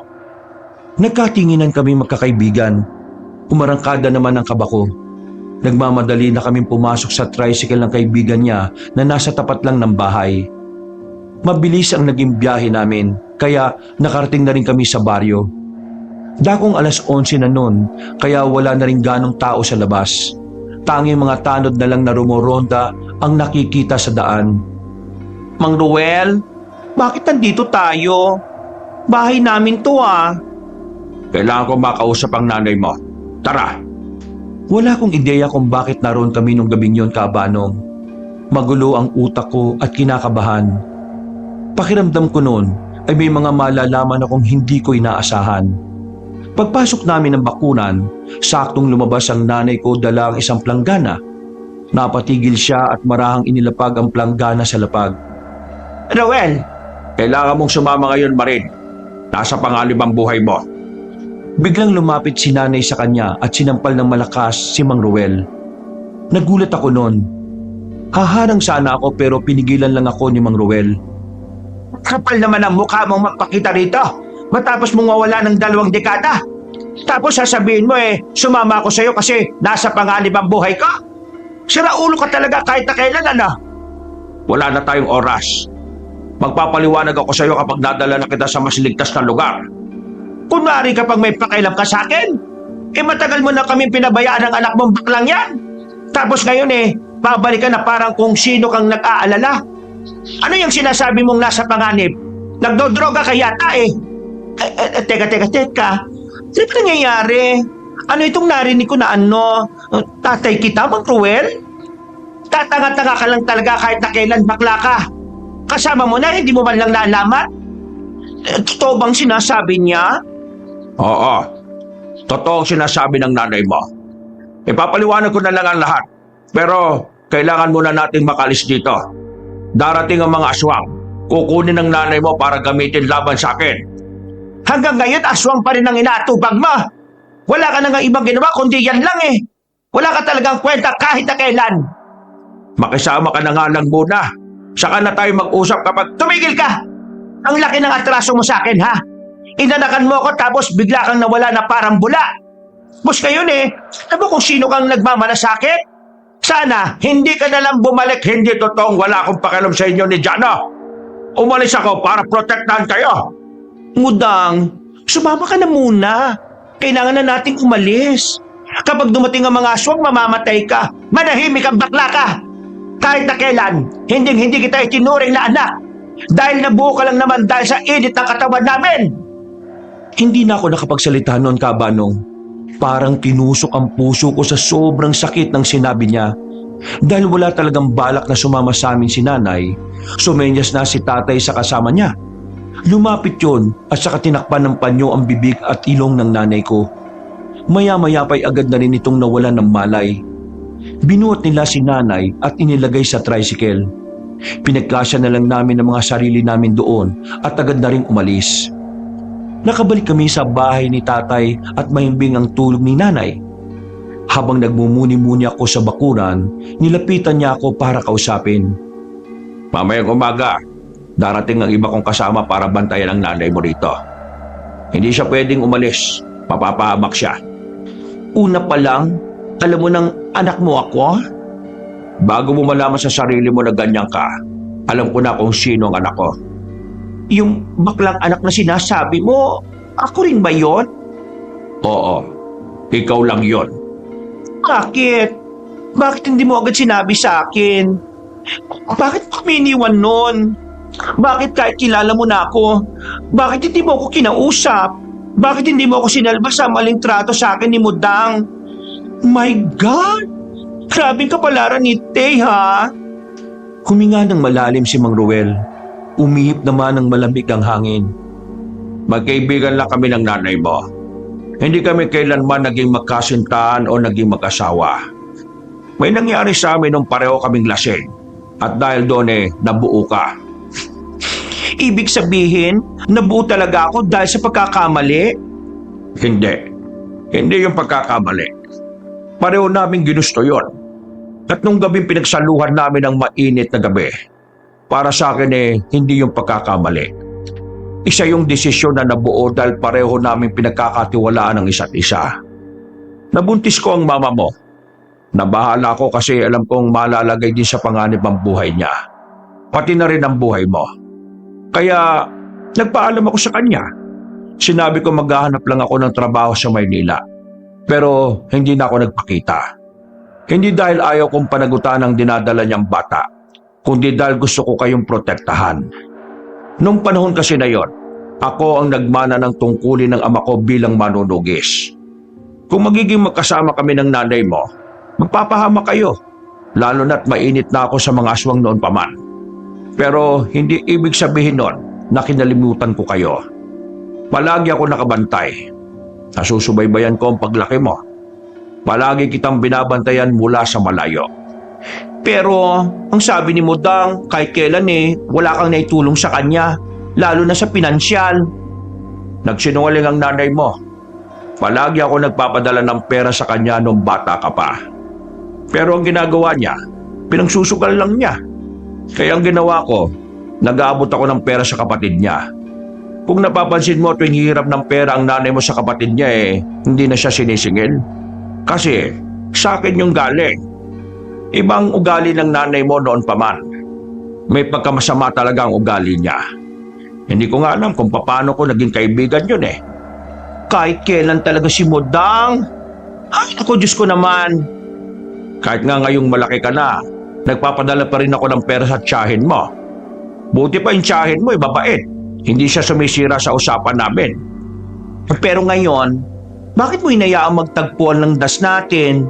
Di ba ayaw mong masangkot ako sa peligro? Dahil hindi ko na kaya ang pang-aabosong ginagawa ng nanay mo. Kaya heto, nagdesisyon ako na turuan ka para kapag dumating ang araw na mag-isa ka na lang, kaya mo ipagtanggol ang sarili mo. Sa mga tao man o sa mga aswang. Jano, alam kong sa kabila ng mga sinabi ko, hindi ko pa rin may kakaila na malaki ang pagkukulang ko sa iyo. Alam kong hindi dahilan ng mga yon para mapatawad mo ako agad. Pero sana, hayaan mo akong gawin ang tungkulin ko sa iyo bilang ama. Ngayong kasama na kita at wala nang pumipigil sa akin, gagawin ko ang lahat na makakaya ko para protektahan ka. Maintindihan ko kung hindi mo ako matatanggap. Nung kasama ko pa si nanay, palagi kong hinihiling na sana buhay pa ang tatay ko. Sinasabi ko na kahit na sana may ama pa ako, sa pagbabakasakaling may makakapagparamdam sa akin ng tunay na pagmamahal ng isang magulang. Nagawa mo yon, Mang Ruel. Kaya ngayon nandito ka na. Ayaw ko sanang sayangin ang panahon. Hindi ka ba galit sa akin? Ay ko, masyado nang maraming nangyari sa buhay ko, no? Ayaw ko nang ilaan yon sa mga bagay na alam kong pagsisisihan ko lang din sa huli. Kahit na naging malupit sa iyo ang mundo, talagang lumaki ka ng maayos. Alam mo anak, proud ako sa iyo. Niyakap niya ako. Niyakap ko rin siya. Sa mga oras na yon, saka ko lang talaga naramdaman na meron talaga akong tatay. Pakiramdam ko noon, buo na ulit ako. Kahit na siya lang ang magulang na meron ako. Pero ang kagalakan sa kalooban namin noon ay biglang naglaho nang maramdaman namin na merong nanonood sa aming dalawa. Hinawi ako ni Mang Ruel at saka dinala sa likuran niya. Bakit? Nasundan nila tayo. My God!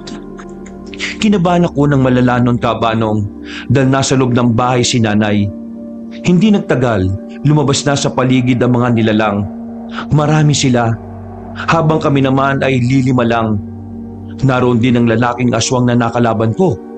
Pero sa pagkakataong yon, may kasama na silang isang matandang maraming tattoo sa katawan. Narinig ko na kasama ni Mang Ruel na yon ang pinuno ng mga aswang. Ruel, kumusta na? Tagal din nung huli nating laban Bakit? Namiss mo ba yung basagan ng mukha natin? Ay wow, bongga! Close kayo? Kung meron akong mortal na kalaban, siya yon. Maraming taon na namin hinahanap ang kumag na yan Ngayon lang nagpakita. Pinuno, patay na natin sila. Konti na lang sila kumpara sa atin, Manahimik ka. Wala ka rin kwente. Kung nagawa mo ang mission mo, dapat hindi ko na kailangan pang humarap dito. Kahit na kailan wala ka silbi. Ginawa ko naman ang lahat na makakaya ko, Pinuno eh. Pero magaling talaga sila. Lalo na yung matandang yan. Pati ang baklang yan. Ang ibig mong sabihin, mahina ka lang. Ang sabihin mo, mahina ka lang talaga. Ako? Mahina? Akong pinagkakatiwalaan mo. Paano ko magiging mahina? Sinabi ng manahimik ka na eh. Nagulat na lang kami nang makita naming itinarak na matandang aswang ang kanyang kamay sa sikmura ng lalaki. Inilabas nito ang laman loob at sinipa na lang na parang basura. Ang dami mong sinasabi. Wala ka naman pakinabang. Hay! My God! Kakampi mo? Tinegi bumbum mo? Eh pabigat lang naman ang isang yan eh. Kaya ayos lang napatayin. Bongga! Naintindihan ko na. Halata ka ah. Ayoko nang patagalin pa ang oras na ito. Masyado ka nang nagiging tinik sa buhay namin mga aswang, Roel. Kaya tapusin na natin to ngayong gabi. Huwag ka mag-alala, Laurel. Hindi lang naman ikaw ang naghanda eh. Anong ibig mo sabihin? Kahit na kailan, tatanga-tanga ka pa rin eh. Hindi mo man lang ba inalam kung anong baryo ito? Baryo ito na mga manunugis. Matapos magsalita ni Mang Ruel, ay agad na lumabas sa mga kasamahan namin mula sa kung saan-saan. Nakatunog na pala ang ibang manunugis kaya agad na pumunta roon. Hindi nagtagal, nagkasagupaan na ang mga aswang at manunugis. Hinarap naman agad ni Mang Ruel ang matandang aswang na si Laurel. Habang kaming tatlo, inuna na muna ang mga aswang na lumapit sa bahay. Ay, Warla! Ang bibilis sa mga kutong lupa! Ayos lang kayo. Ayos lang, daplis lang naman. Nakipagsabayan kami kahit na mas mababangi sa mga nilalang na kalaban namin. Mabuti na lang din, veterano ang mga kasamahan namin. Sa unang 5 minuto, kitang-kita ang kalamangan namin sa laban. Kaya iniwan ko na muna sila roon. Hinanap ko si Mang Ruel. Inabutan kong nagsisimula na ang laban nilang dalawa. At talagang may backup ka pang bakla ka ha? Huwag mong pinamalit ang anak ko. Baka magulat ka at iyan pa ang patay sa'yo. Eh di isali mo na yan dito. Sige, Jano. Sabayan mo na ako. Tumakbo kaming pareho ni Mang Ruel palapit kay Mang Laurel. Sabay namin siyang tinagagamit ng katana. Pero sadyang mas mabilis sa matandang aswang na yon. Hindi namin siya tinamaan. Sa sunod na atake namin ay wala ring nangyari. Nag-iba kami ng direksyon. Nagtungo ko sa likuran ng kalaban namin, habang siya naman ay sa harapan. Akala nyo obra ang kanyang taktika? Lumang style na yan, Roel. Ilang beses nyo nang ginamit sa akin yan eh. Talkative ka talaga, no? Judging ka rin ba? Hindi ako bakla kagaya mo. Ay, Bongga! Naiintindihan niya ulit? Hoy, halata ka na talaga, ha? Alam mo ang mga gay linggo namin. Suminyas na sa akin si Mang Ruel, pero ang totoo, wala pa kaming balak na umatake. Ginawa lang niya yon para lituhin si Mang Laurel. Umilag kagad ang matandang aswang sa pag-aakalang aatake na kami. Pero iba ang ginawa namin. Hinintay naming mawala siya sa forma saka kami lumapit. Tinaga ko ng itak ang matandang aswang sa hita. Si Mang Ruel naman ay hiniwa niya sa bandang dibdib. Napilitan tuloy ang aswang na yon na umakyat sa bubong ng bahay. Perfect! Yan ka na naman eh. Kapag alam mong nadedehado ka, tatakas ka na. Bumaba ka dito, Laurel. Sinong nagsabi na tatakas ako? Ipapakita ko sa iyo ngayon na mas mabangis na ako kumpara noon. Mangisay-ngisay si Mang Laurel. Nagpapalit na raw siya ng anyo. Matapos itong magmukhang literal na halimaw, bigla itong lumusob sa akin. Ako sana ang tatamaan ng kalmot nito pero agad namang humarang si Mang Ruel. Napuruan siya sa dibdib, kaya dumistansya na muna kaming dalawa. Alam mo kung anong pagkakaiba ng tao sa aswang, Roel? Ang kagaya mo, tumatanda, humihina. Ang mga kagaya ko, tumatanda at mas lalong lumalakas. Yun ang problema. Kupas na ang panahon mo, Roel. Pero huwag ka mag-alala. Pamamatay ka ng bayani sa mata ng baklang anak mo. Naku, ang haba ng kalmot sa chest mo, tatay. Hindi na gumagana. Ang alin ang di na gumagana? Ang mutya ng panghilod. So yun. Ang mutya na nagbibigay na kakaibang lakas sa gagamit nito. Hindi na gumagana. Dinukot niya ang isang bato na kulay berde, kasing laki lang yon ng buto ng pakwan. Ayon sa kanya, yun lang ang madalas niyang gamitin noong malakas-lakas pa ang katawan niya. Kinuha ko yon. Nagtaka naman siya kung bakit. Anong gagawin mo? Pakiramdam ko, kaya di mo siya mapagana kasi matanda ka na. Baka sa akin gumana kasi bata pa ako. Hoy! Ano pinag-uusapan niyo dyan? Manahimik! Father and son reunion, Tay! Noong mga sandaling yon, hindi ko alam kung bakit bigla ko nalang naisip na lunukin ang batong yon. Yun kasi ang unang pumasok sa utak ko. Kahit na hindi ko naman sigurado kung anong kalalabasan. Darna! Pero wala namang nangyari. Pinagtawanan pa ako ni Mang Laurel. Habang si Mang Roel naman na tatay ko ay napanganga na lang. Pero hindi pa rin ako sumuko. Muli akong sumigaw pero iba ang sinabi ko. Baklang Diyosa! Nung una, wala pa rin nangyari. Tinawanan na naman ako ni Mang Laurel. Pero maya-maya lang, naramdaman ko na lang ang parang may kakaibang enerhiyang dumadaloy sa mga ugat ko. Nawala ang lahat ng negatibong kaisipan sa utak ko. Parang malinis ang buong pagkatao ko nun. Maging si Mang Roel ay nabigla din. Hindi niya kasi nakala na gaganang mutya ng panghilod sa akin. Ay, lasang libag! Pero carry lang, ang mahalaga, may powers na ang baklang to. Kumanda kang thunders ka! Akala mo naman magagamit mo ng maayos ang mutya? Maraming taon ang dapat kukunin para makabisado ang isang... Puro ka dakdak, Manong! Hindi ko na pinatapos kung ano man ang sasabihin niya. Nilapitan ko na kagad siya at tinaga ang hawak kong itak. Patawa-tawa pa siya nang tamaan ko siya. Akala niya'y walang magiging epekto yon. Pero nang sumirit ang dugo mula roon, nanlaki ang mga mata niya sa pagkagulat. Hindi niya inaasahan na makakaramdam na siya ng sakit. Heto pa, bruha ka! Hiniwa ko pa siya sa bandang dibdib. Hindi pa ako nakontento, pinagtatataga ko rin ang hita niya para hindi na talaga siya makatakas. Nang mapansin niyang hindi na niya ako kakayanin, tinangka niyang makakyat sa bahay, pero hinila ko siya pabalik. Oy, running away yarn? Buwisit kang bakla ka! Napaka-epil mo!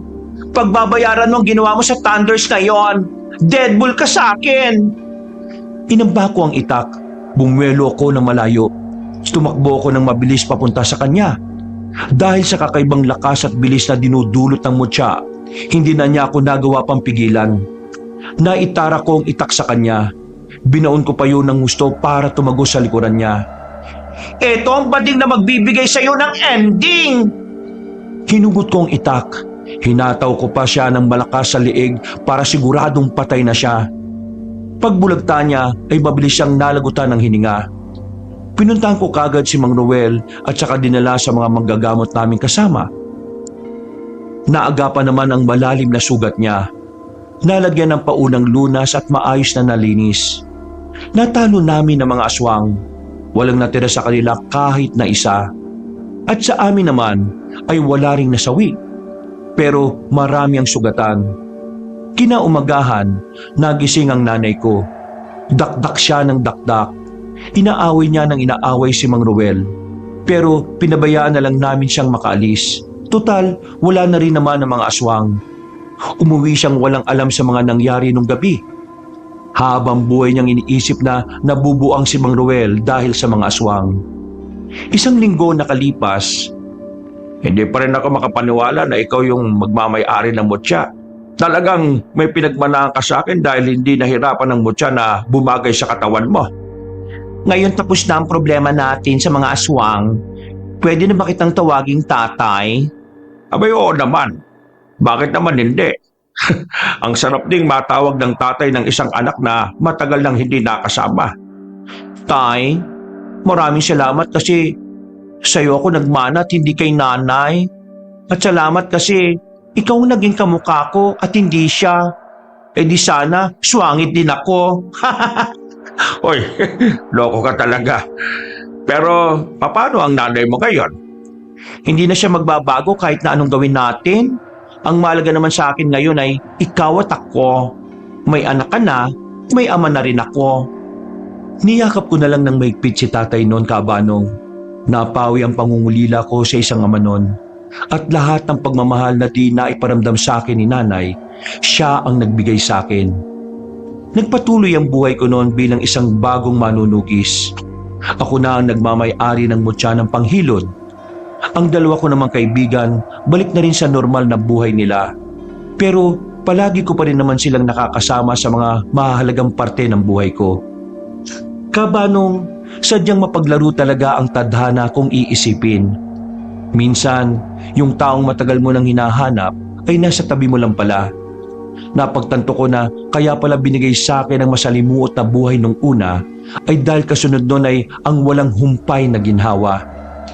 Maayos na ang buhay ko ngayon kasama ang tatay kong matanda na rin. Ako na ang nag-aalaga sa kanya.